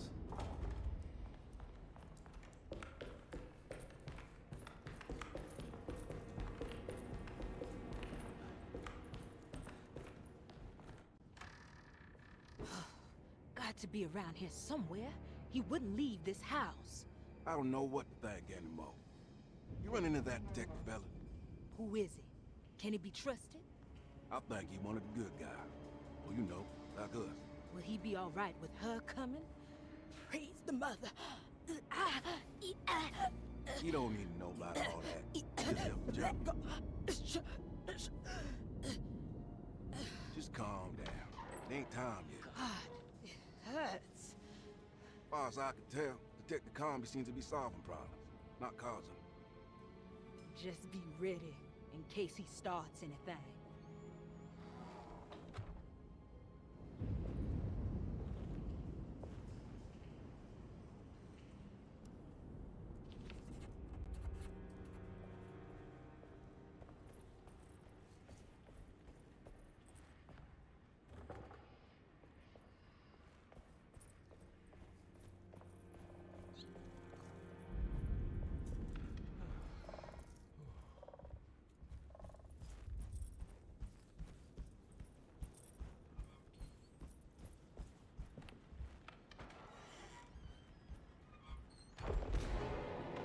Christ, what the hell was that?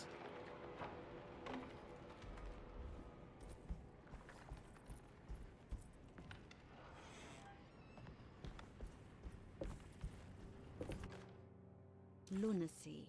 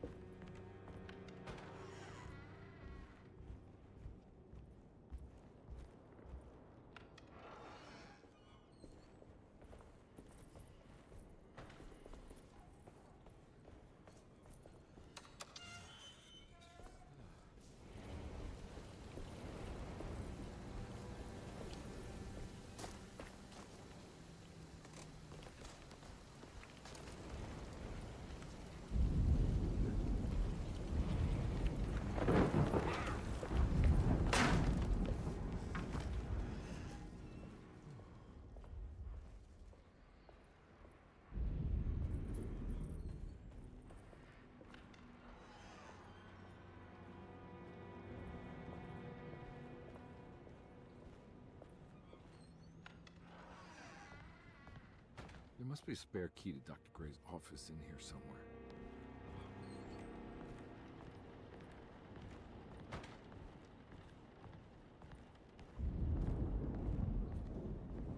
I don't have the combination for this. Maybe Jeremy did.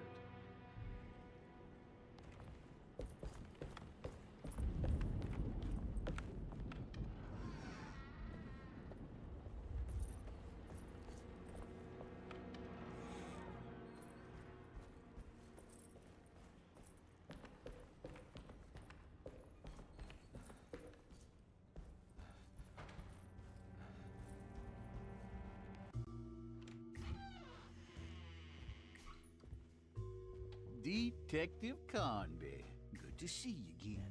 Solved the case yet? I'm trying. Hey, Grace, you okay? Oh, she is just peachy, Detective. Are you looking forward to the Feast of St. John, Grace? I can't wait. Kids, ain't they great? What exactly are you planning for tonight? Oh, not much.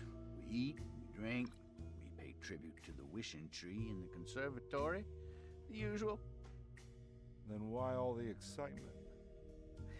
There is just something about tonight. Something's different. I think we all feel it. Besides, we got ourselves some new words for the prayer thanks to your buddy Jeremy. She'll come and turn the world inside out, and things will begin again. That sounds strangely threatening. You should come.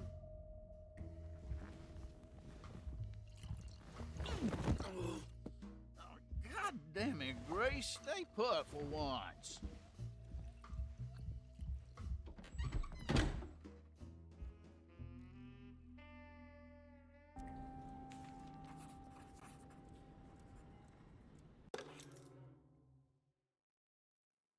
I better hold on to these.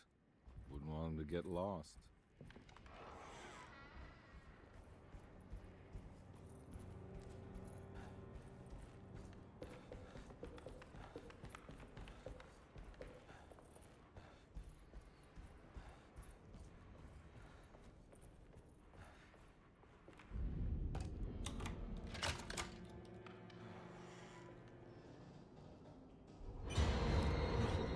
has to stop!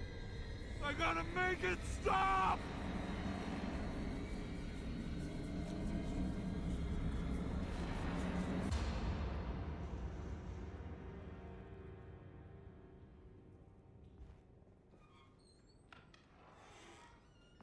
Surprisingly neat. Maybe I've been selling that old barfly short. Sometimes I think this place makes...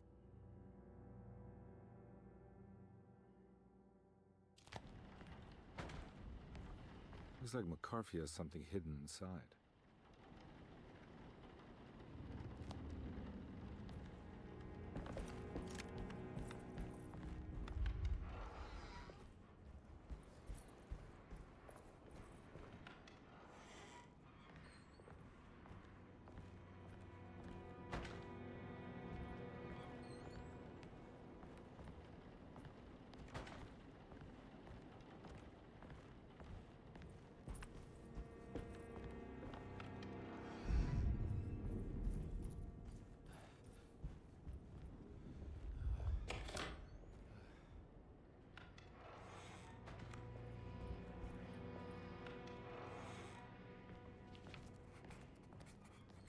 This is my room. I belong here.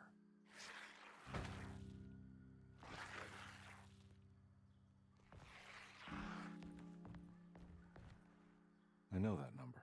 Where's that from? I did this. I wrote that.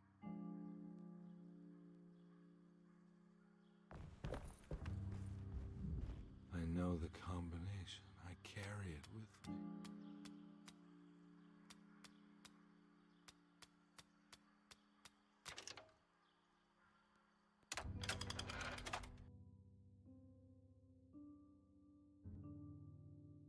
Detective.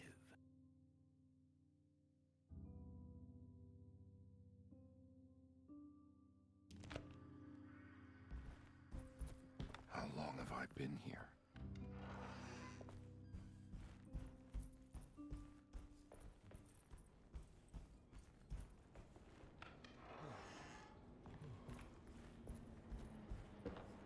Looks like McCarthy has something hidden inside.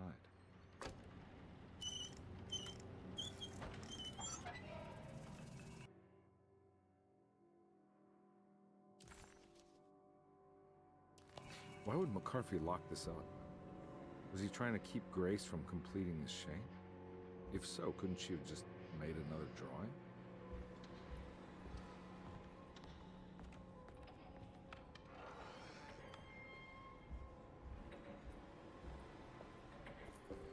What the hell happened in here?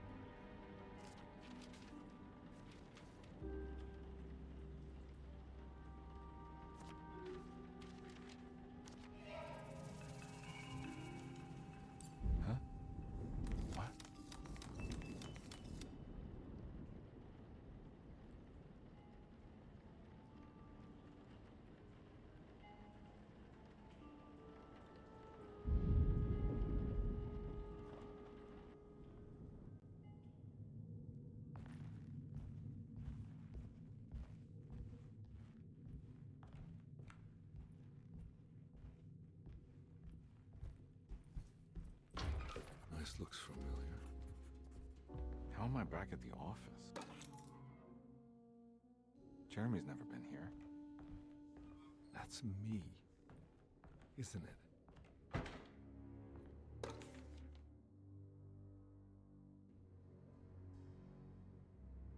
How long had it been since I drowned myself in drink and depression?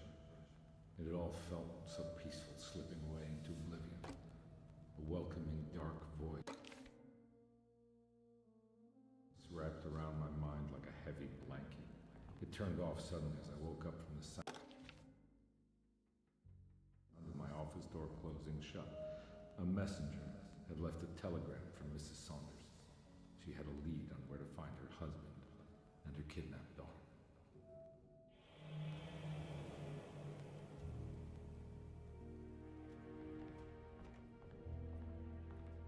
God, I used to drink so much back then. When was this? I think I need to figure out where I'm going first.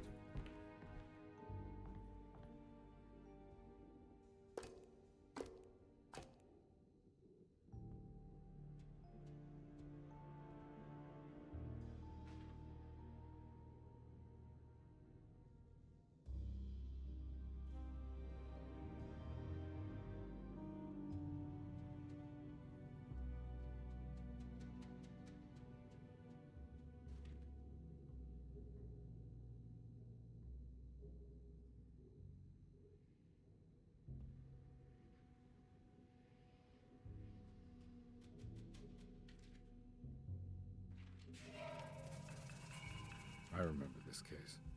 Some kid got taken by her father, headed out of state. But he had made a mistake by selling a painting that his wife actually cared about to a collector named Thornhill to fund his venture. That's how I tracked him down. At least I think so.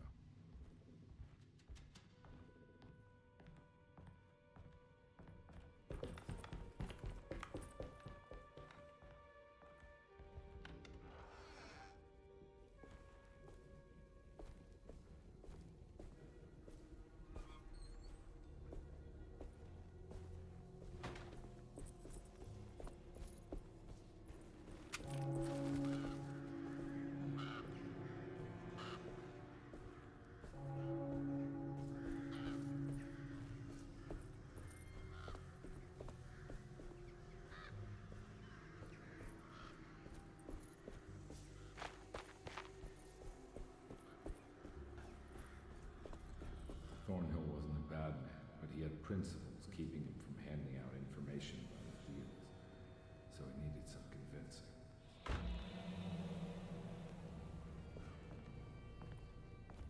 Well, every case can't be squeaky clean.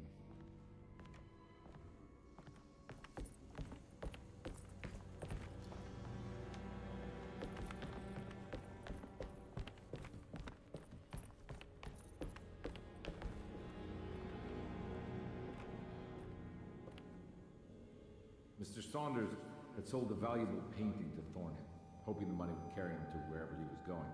The painting, now leaning on an easel in Thornhill's bedroom, had a certain mesmerizing gloom that seemed to call out to me, telling me I was needed for something important. I felt myself falling into the painting, only being brought back by Thornhill, thrusting an address to a Hotel St. George into my hand, and asking me to get the hell out.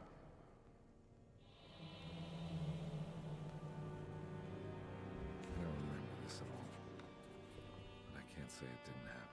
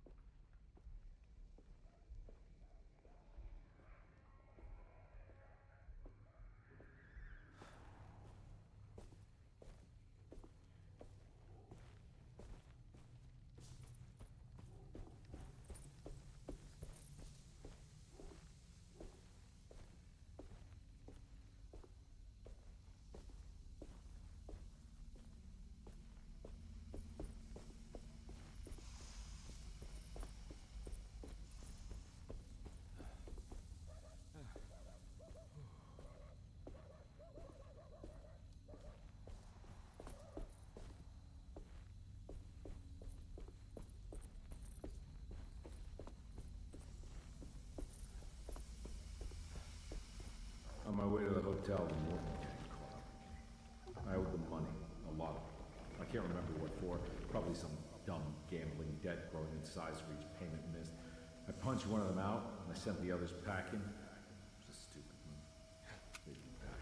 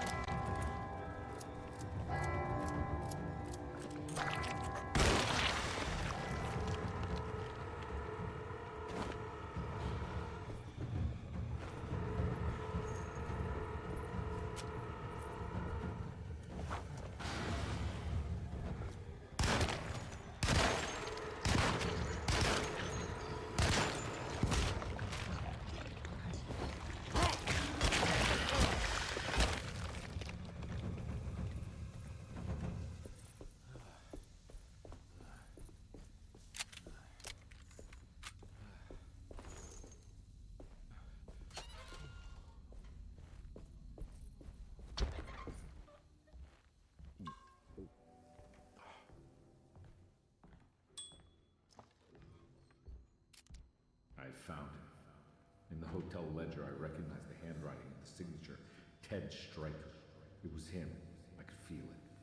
It was the kidnapper I was hunting. I put on my knuckles and hurried up to his room.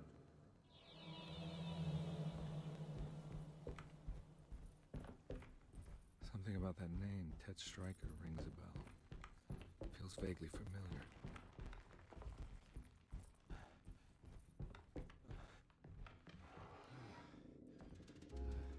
I recognize this room. But I didn't catch up with them here. I must have followed them. But where?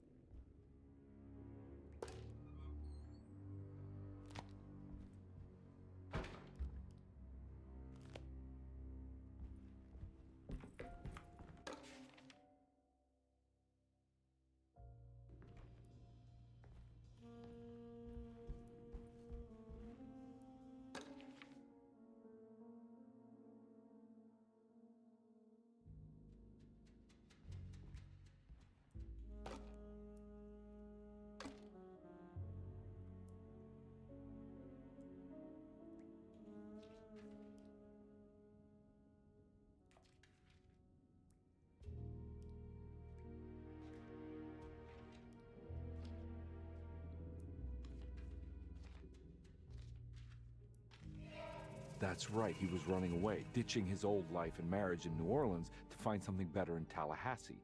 And he took his daughter with him against the will of the mother. That's why she hired me. But I stopped him. I caught up with him at the Pearl River Bridge.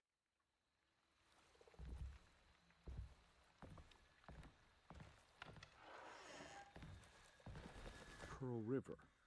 This is where I caught up with them. This is what the Dark Man wanted me to revisit. But I'm still not seeing it. What am I forgetting?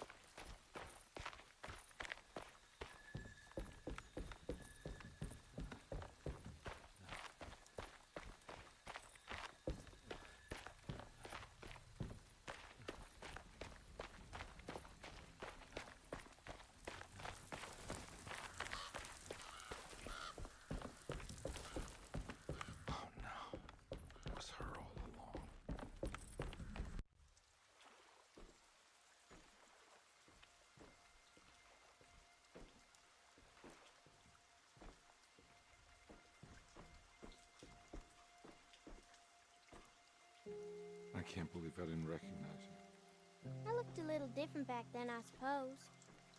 Was any of this real? How do you mean? This day, just... so much is happening. I can't... I think I've lost my head. Do you need me to apologize? I mean... I am sorry. I don't think I need to begin to explain. You're just a kid, Grace. I'm really sorry. I didn't mean for it to happen. Lies. More lies. No, really. I thought I was being a good guy by handing you over to your mother. I didn't know. I couldn't have known that she wouldn't care about you. I don't know how this works. What is this for? Some form of admission of guilt. Maybe acceptance. It's what the Dark Man wants. I guess we just watch my father die again then. You think he's alive? I know he is. He's down there, scared that he won't be able to get out. That he will drown with his daughter again. What are you saying? We gotta save him. We? Do it yourself. I'm down there with him, remember?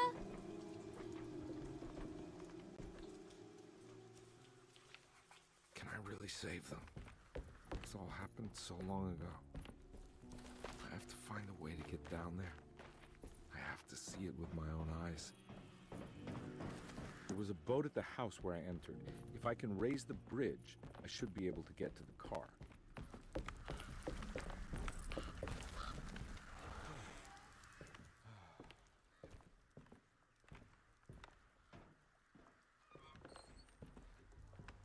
This must be where the bridge is operated. Nothing's happening. It's like something's holding it back.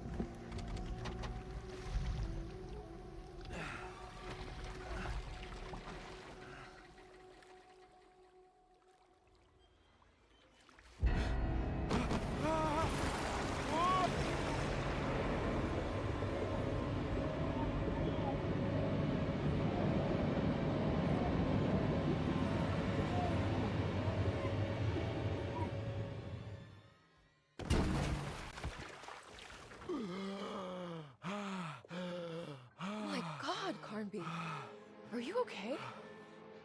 Don't leave me alone. What the hell have you been doing? What's going on here? Look at this mess!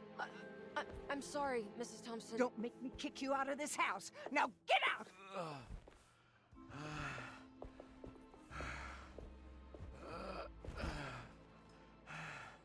Hey, Detective. Mr. Carnby. I'm really worried about you. I'm okay. I just need to catch my breath for a moment. This place? There are some very disturbed figures around here. And I don't think it's just the patients. I've been reading some things about how Derceto has a deranging effect on people. I think it might explain things. What? Just take it easy, okay? I'm gonna go find a way into Dr. Gray's apartment. I want to know what he's hiding. Emily, don't worry.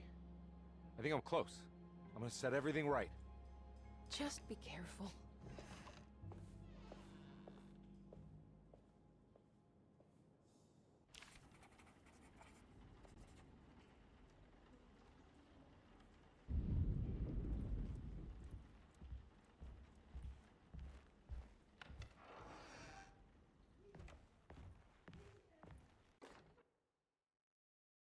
Jeremy knew that the only one who could help him now was the guest in room number 3. The room seemed to have been empty for so long. But that wasn't allowed to be true. The story needed to be different, to include something from the outside. He would bring the guest back to room 3 and show them what was in that safe. 913. But those were not the right numbers. That was the combination for the safe in the clerk's office.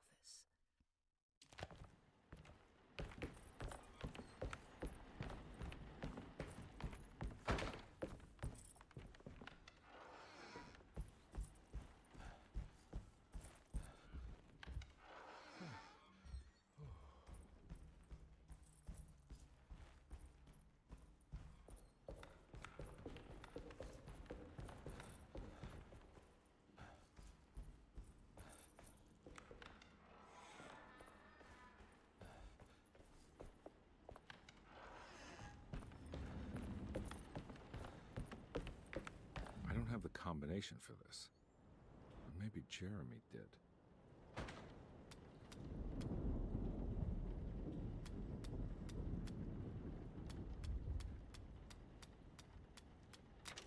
It worked.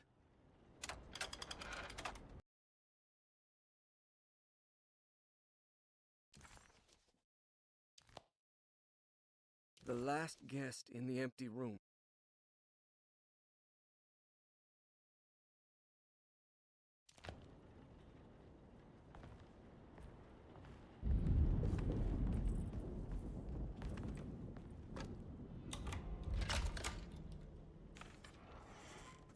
Dr. Gray's office, all to myself.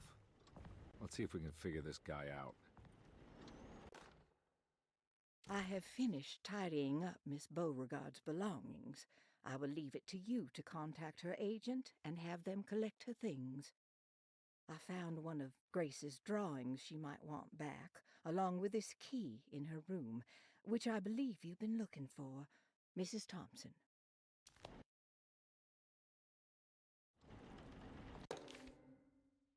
This is where McCarthy has hidden my favorite young. It's very important.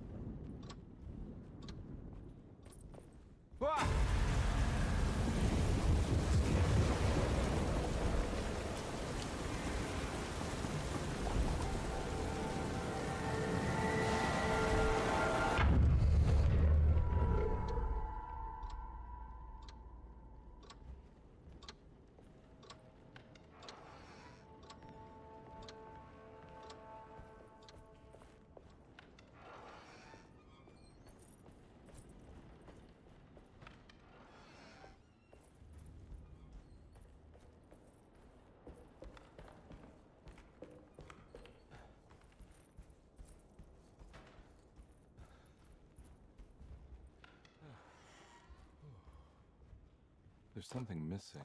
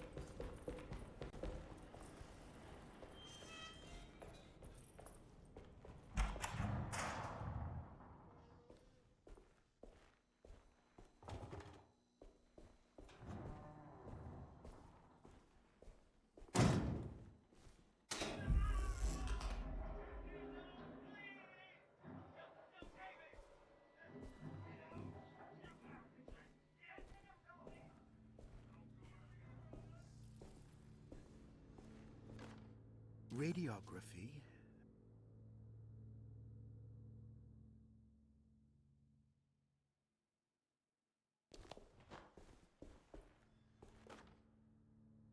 Hypotheticals.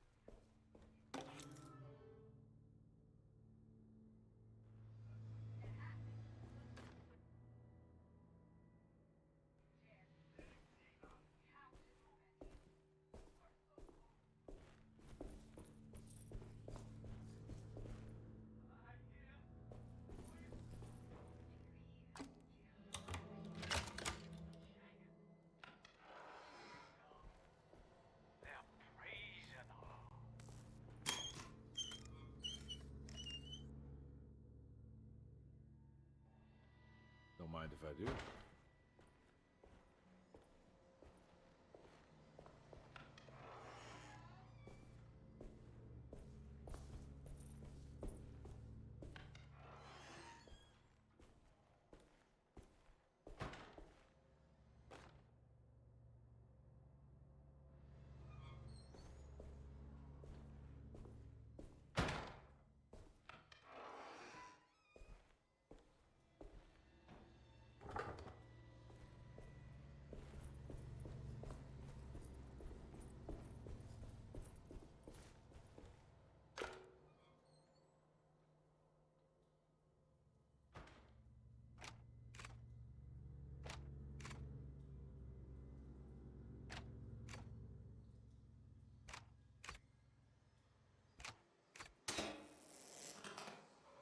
That's better.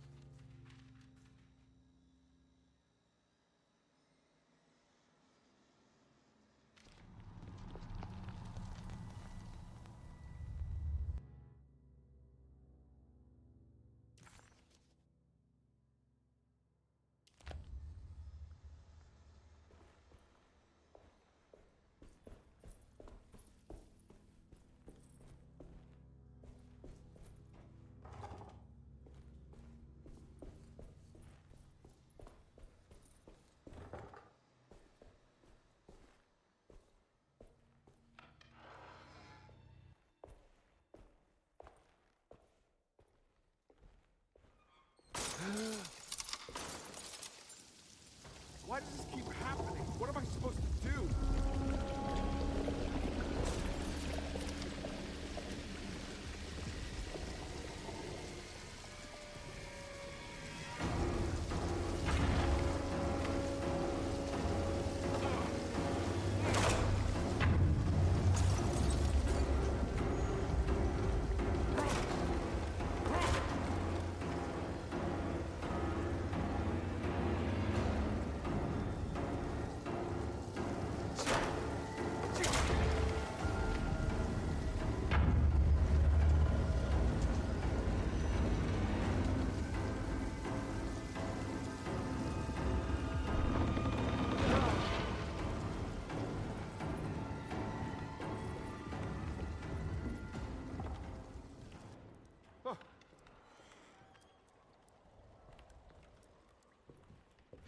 And we're back here.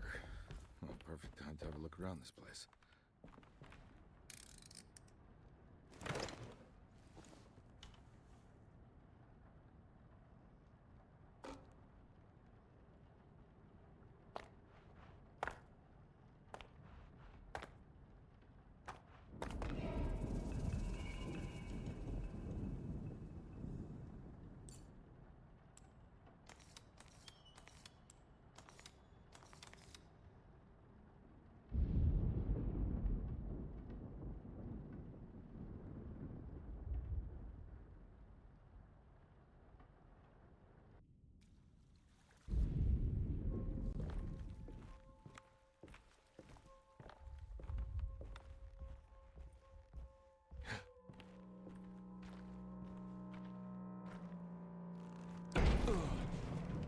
No, this is where Jeremy's hiding, right? Hello? Is anyone there? Jeremy? I need help! Wait! Can you hear me? I'm stuck in the mud and the bayou is taking Jeremy, me. where are you? The motor is dead. I can't do anything more. Hang on, Jeremy. I'll figure something out. I'll get the boat running.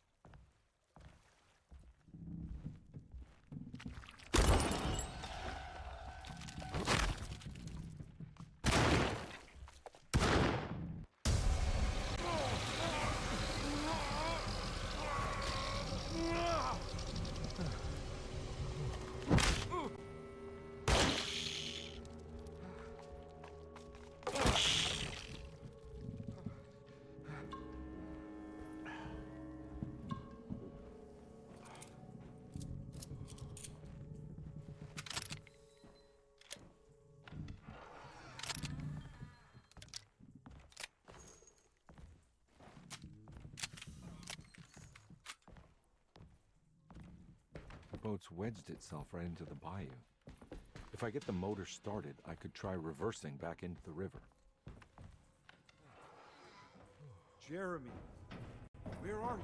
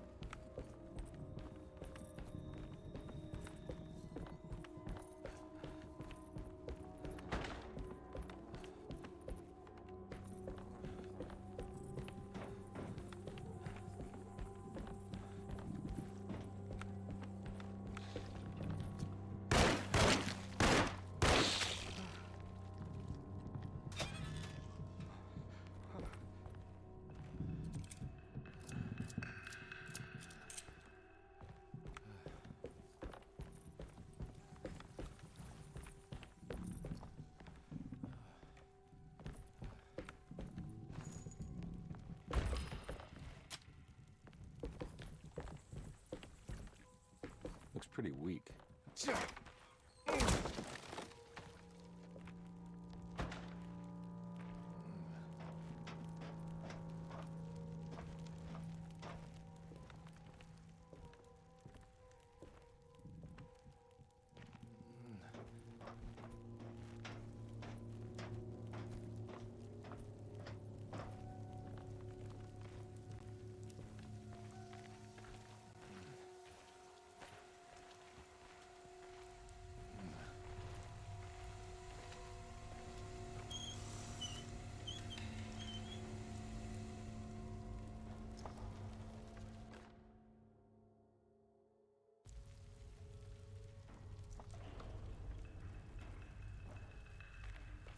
this definitely needs fuel.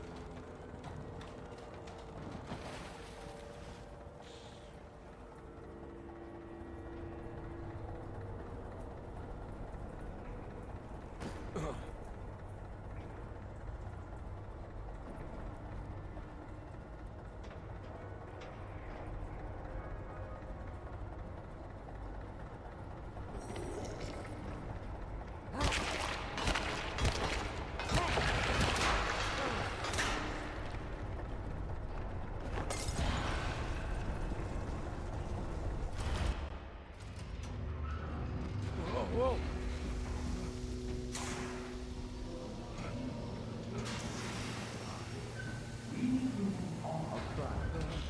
Are you ready to tell me what happened in the attic?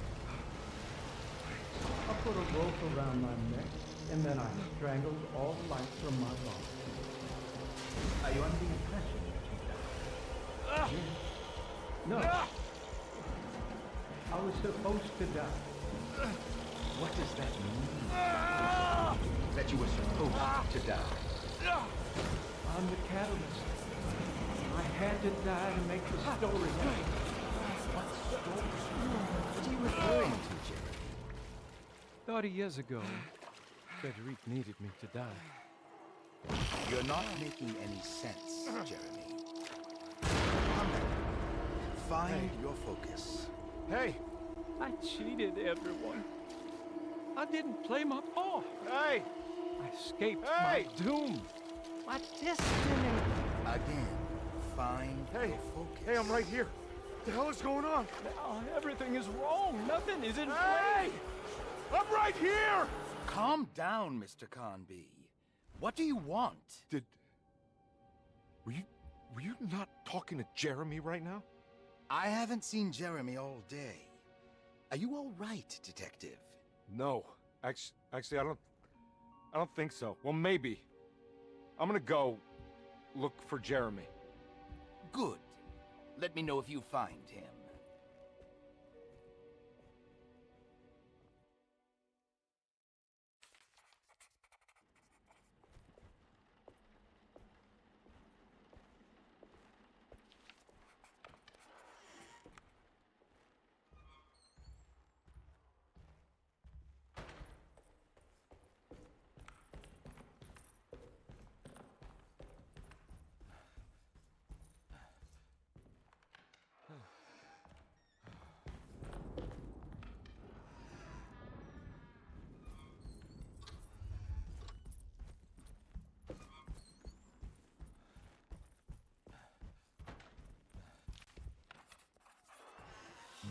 Detective, am I glad to see you. Lock the door, will you? I don't think Dr. Gray would appreciate us snooping around. What's going on here? This feels so strange.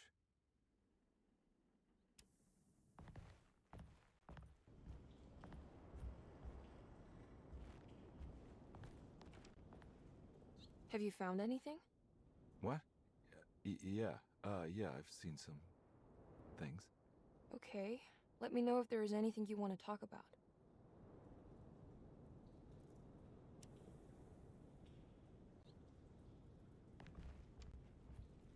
You don't find this place strange? Dorsetto is certainly one of the stranger places I've been to.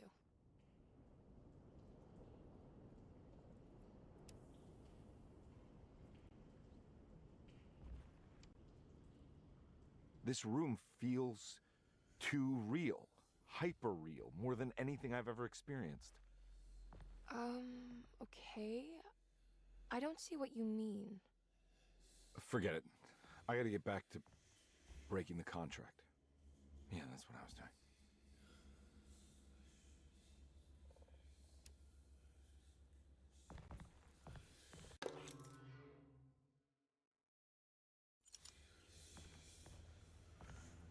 There's a book missing.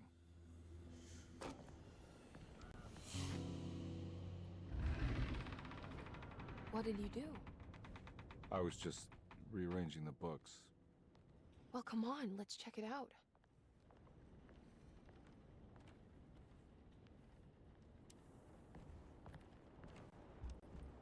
I think I'm beginning to understand. Dr. Gray is dealing with some kind of mass delusion.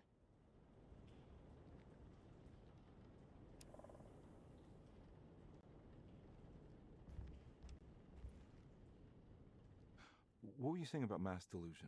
Dorsetto seems to have a deranging effect on people living close by.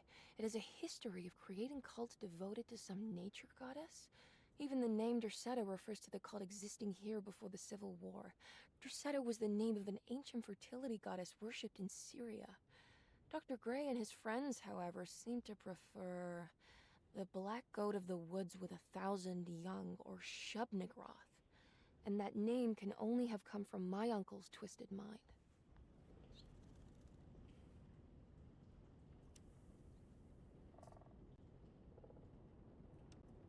You think all of them are in this cult business? Even Jeremy? I'm not sure any of them have a choice at this point. We just need to find a way to stop all of this.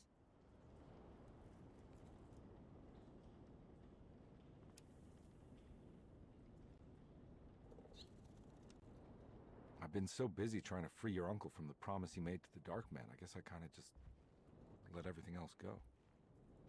Don't worry, Detective. I feel like we're close. I'm sure Jeremy will turn up. If he is part of the cult, he wouldn't want to miss the Feast of St. John. I just need enough information to make him see the truth. I hope you're right, but I doubt he'll show up. Not as long as the Dark Man's got him hiding.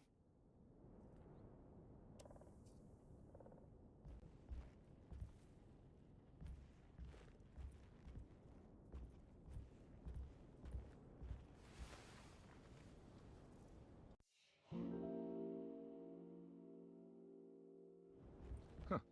Has that been there this whole time?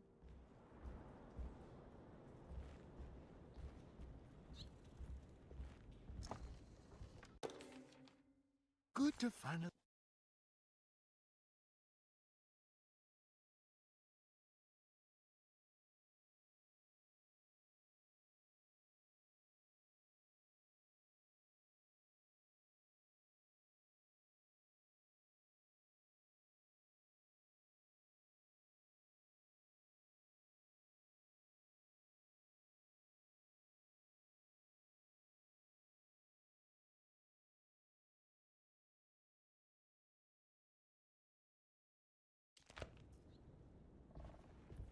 That mark on the floor looks like talisman positions, but from which direction should I look at it?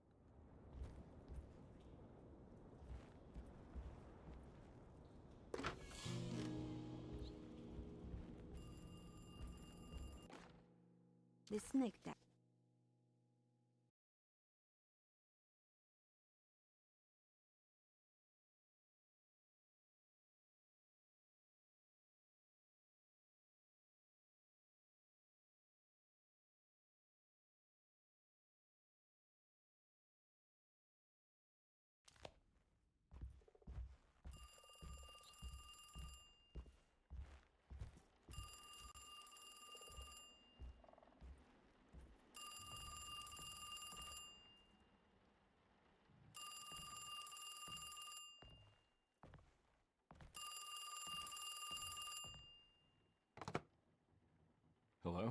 Detective Carnby. Who is this? Jeremy? Jeremy is with the Dark Man. You can't save him. Well, I've done everything he wanted so far, and there's just one more thing on the list. I expect him to keep his promise and return Jeremy unharmed. Get out, Detective, while you still can.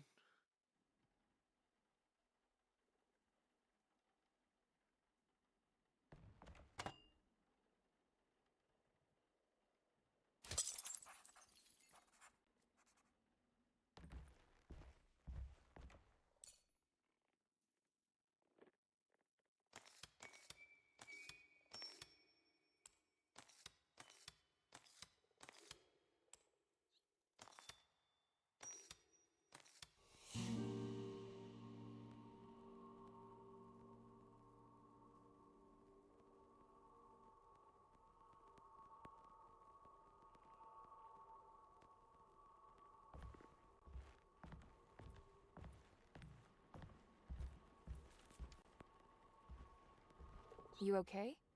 You look a little frazzled. Just stupid telephone. I know. I tried calling the police earlier. The telephone is completely dead. It's not... Yeah, no, the telephone isn't working.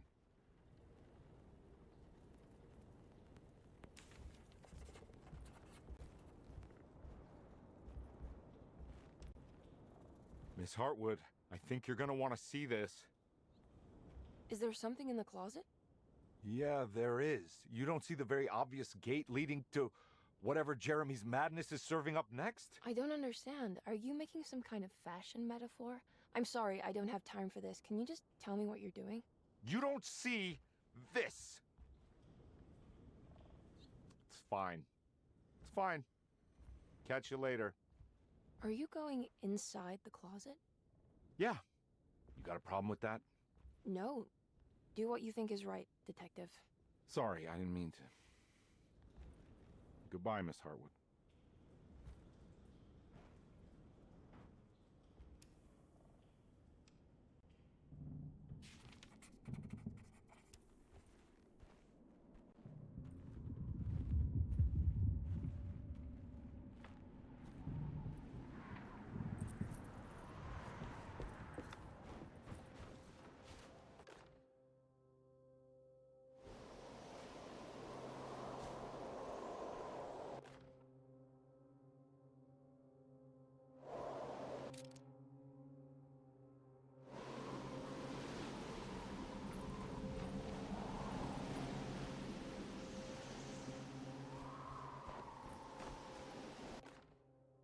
We found the...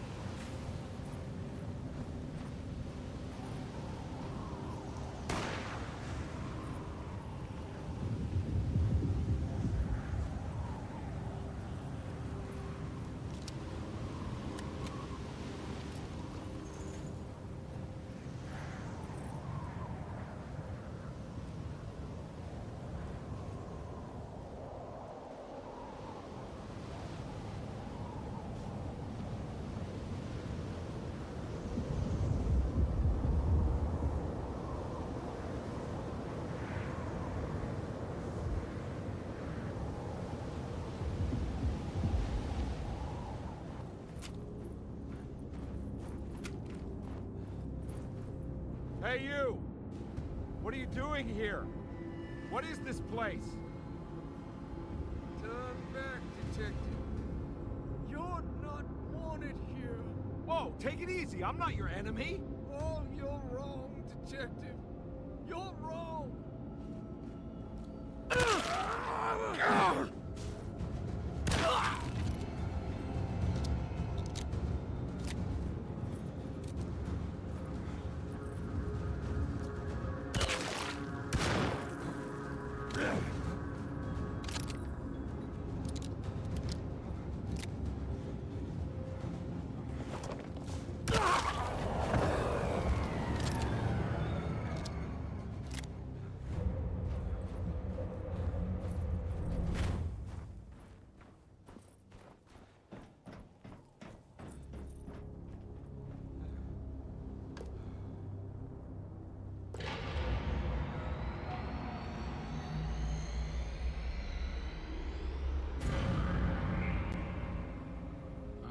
Of course, the Taurus.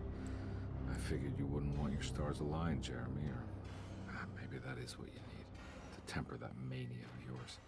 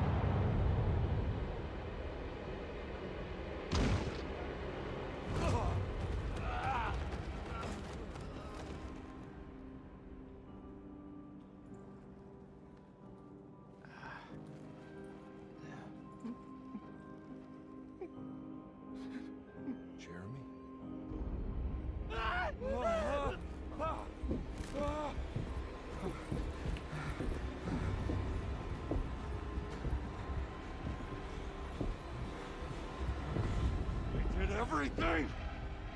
Aren't you happy? Stupid charlatan!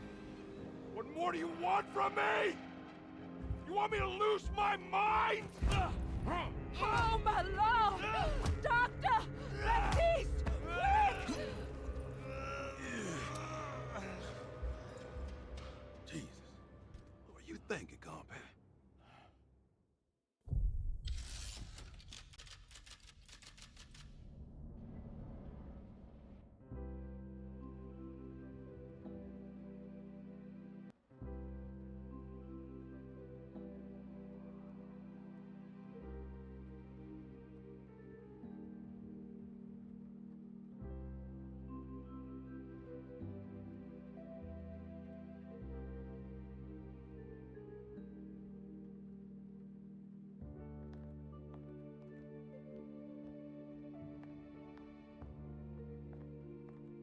awake? You are awake. Mr. Conby's up. Hey, buddy! I thought you'd be knocked out for the rest of the night. Come on out and join us, will you? I'll save you some gumbo. Good to have you back. You gave us all a good scare. What happened? You had a psychological breakdown. Sorry for manhandling you, but you were being violent. You stabbed Jeremy and then punched Dr. Gray. Are they okay?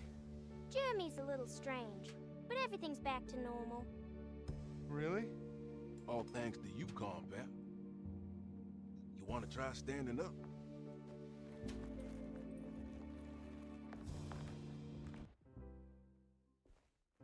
Well, if it isn't the hero of the day. How are you feeling, Detective? Never better. How about you two? Hey, Jeremy, I didn't do too much damage, did I? Things are fine. Very quiet.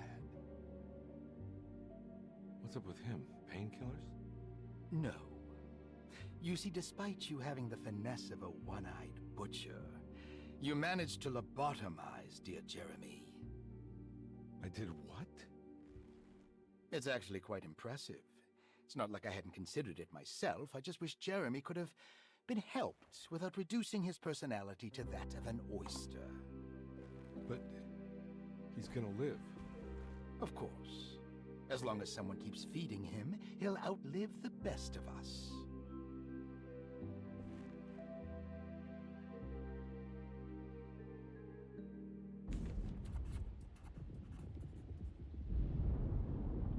Does Emily know about Jeremy's condition?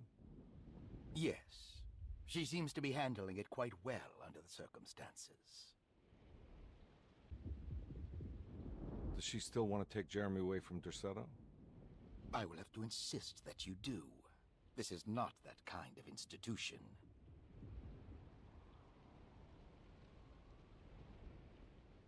Jeremy, hang on for a little longer, okay? We'll be going back to New Orleans soon. Oh, good. I do so miss the city lights.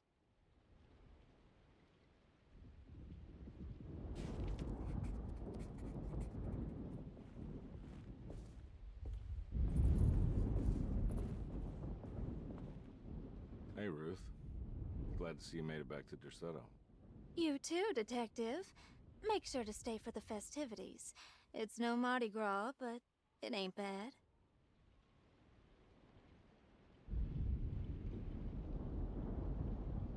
You seen Emily around? I saw her packing some things into that old jalopy you arrived in about an hour ago.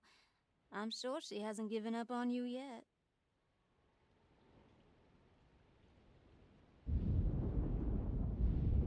Catch you later. Looking forward to it, Detective.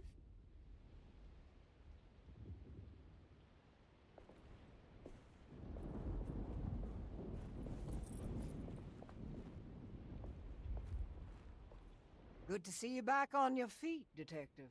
Have some gumbo. Thanks. I'll save it for later.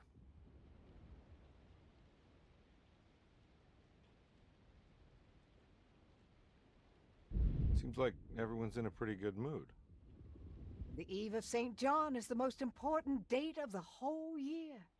It's the only day when the black goat of the woods tends to her young.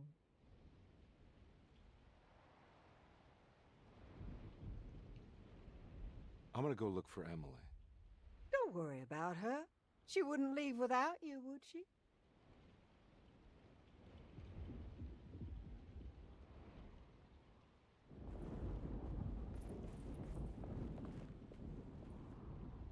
What are you looking for? Just keeping an eye out for the storm. Radio says it could be a wild one. You don't know where Emily is, do you? She's packing some of Jeremy's things. Said she wanted to take them away. I'm sure she'll come and get you when she's ready.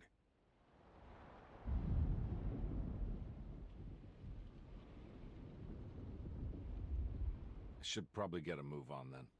See you around, compare.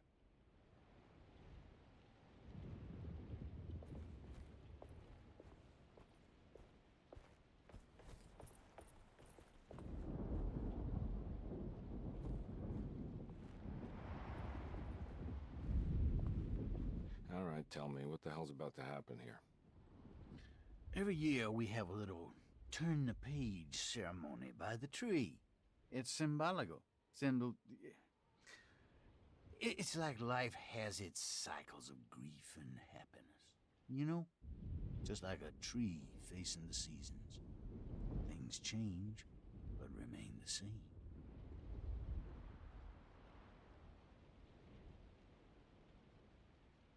So this is basically New Year's Eve, but with a tree metaphor. Exactly. You're so smart. It's about starting again.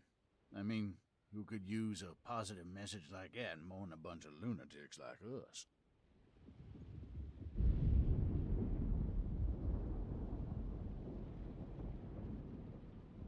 I get the feeling some of you think this year is going to be special. Any idea why?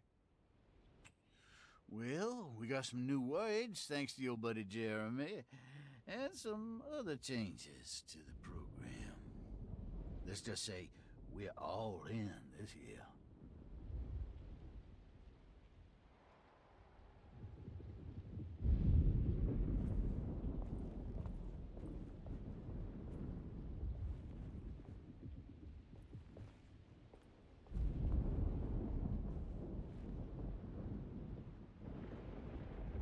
That is one impressive tree. More impressive than you could ever imagine.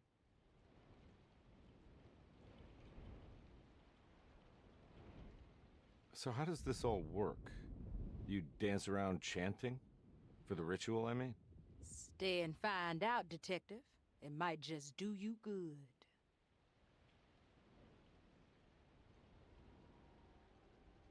You haven't seen Emily, have you? No, Detective. I haven't.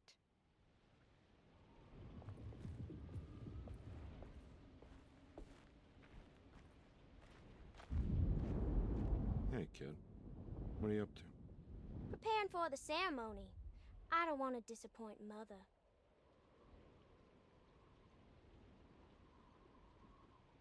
What's your part in this? I'm the Cabernet Corn. It's very important. Only I can settle our debt.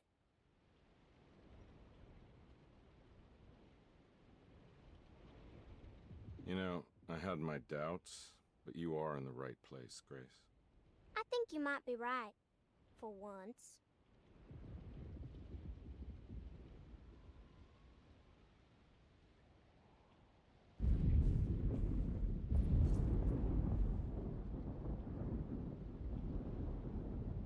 Everyone knows what to do? Y'all know the new words. Mrs. Thompson, we talked about this. I'm not sure everyone is comfortable. Doctor, I insist. This is important. We've waited for so long, Doctor. Let's just go with the old song. Not every change is an improvement. Boss, good or bad, we need to move forward. All in, Doc. Let's bet it all. But we don't know what we're dealing with. It'll be okay, Doctor. Better even.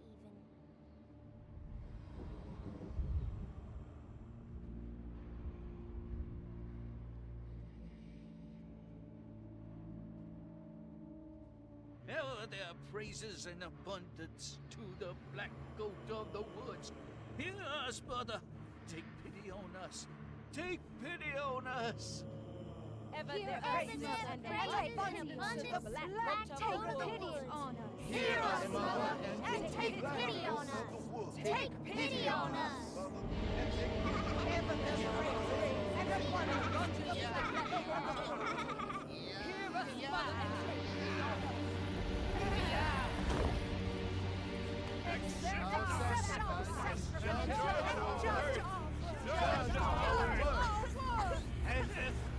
Stop! Are you crazy? This here is what needs to happen, Carpet. Grace, stop! Stop!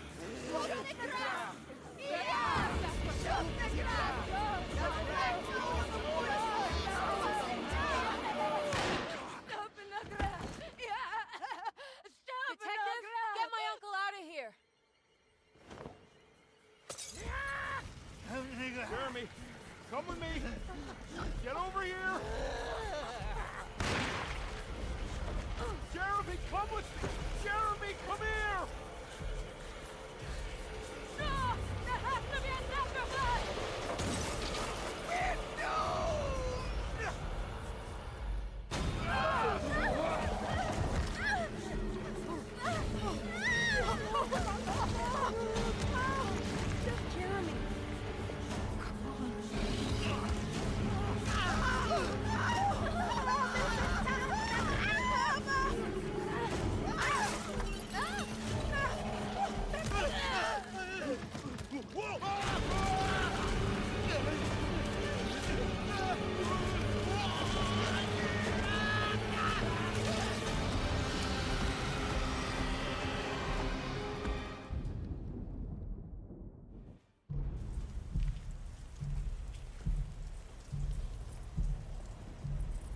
can't let that monster leave Derceto. I have to stop it.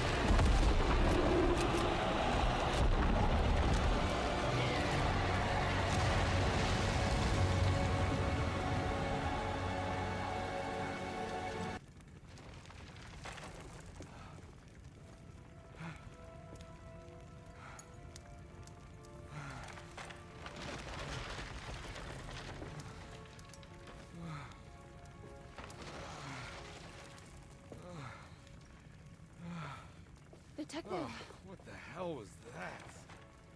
I tried to tell you. There was so much evidence. Their devotion to the Black Goat was like nothing I've ever seen before.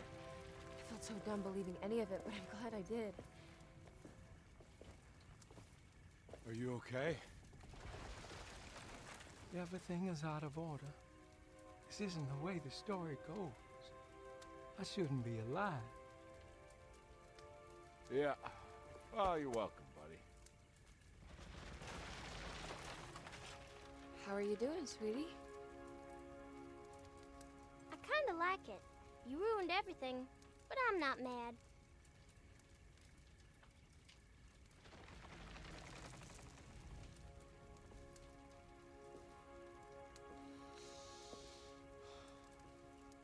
All right, you ready to head back to New Orleans? Come on, Jeremy. We're leaving. Can I come? I thought you said you didn't need saving. Don't leave her. She's important. Of course we're taking her with us.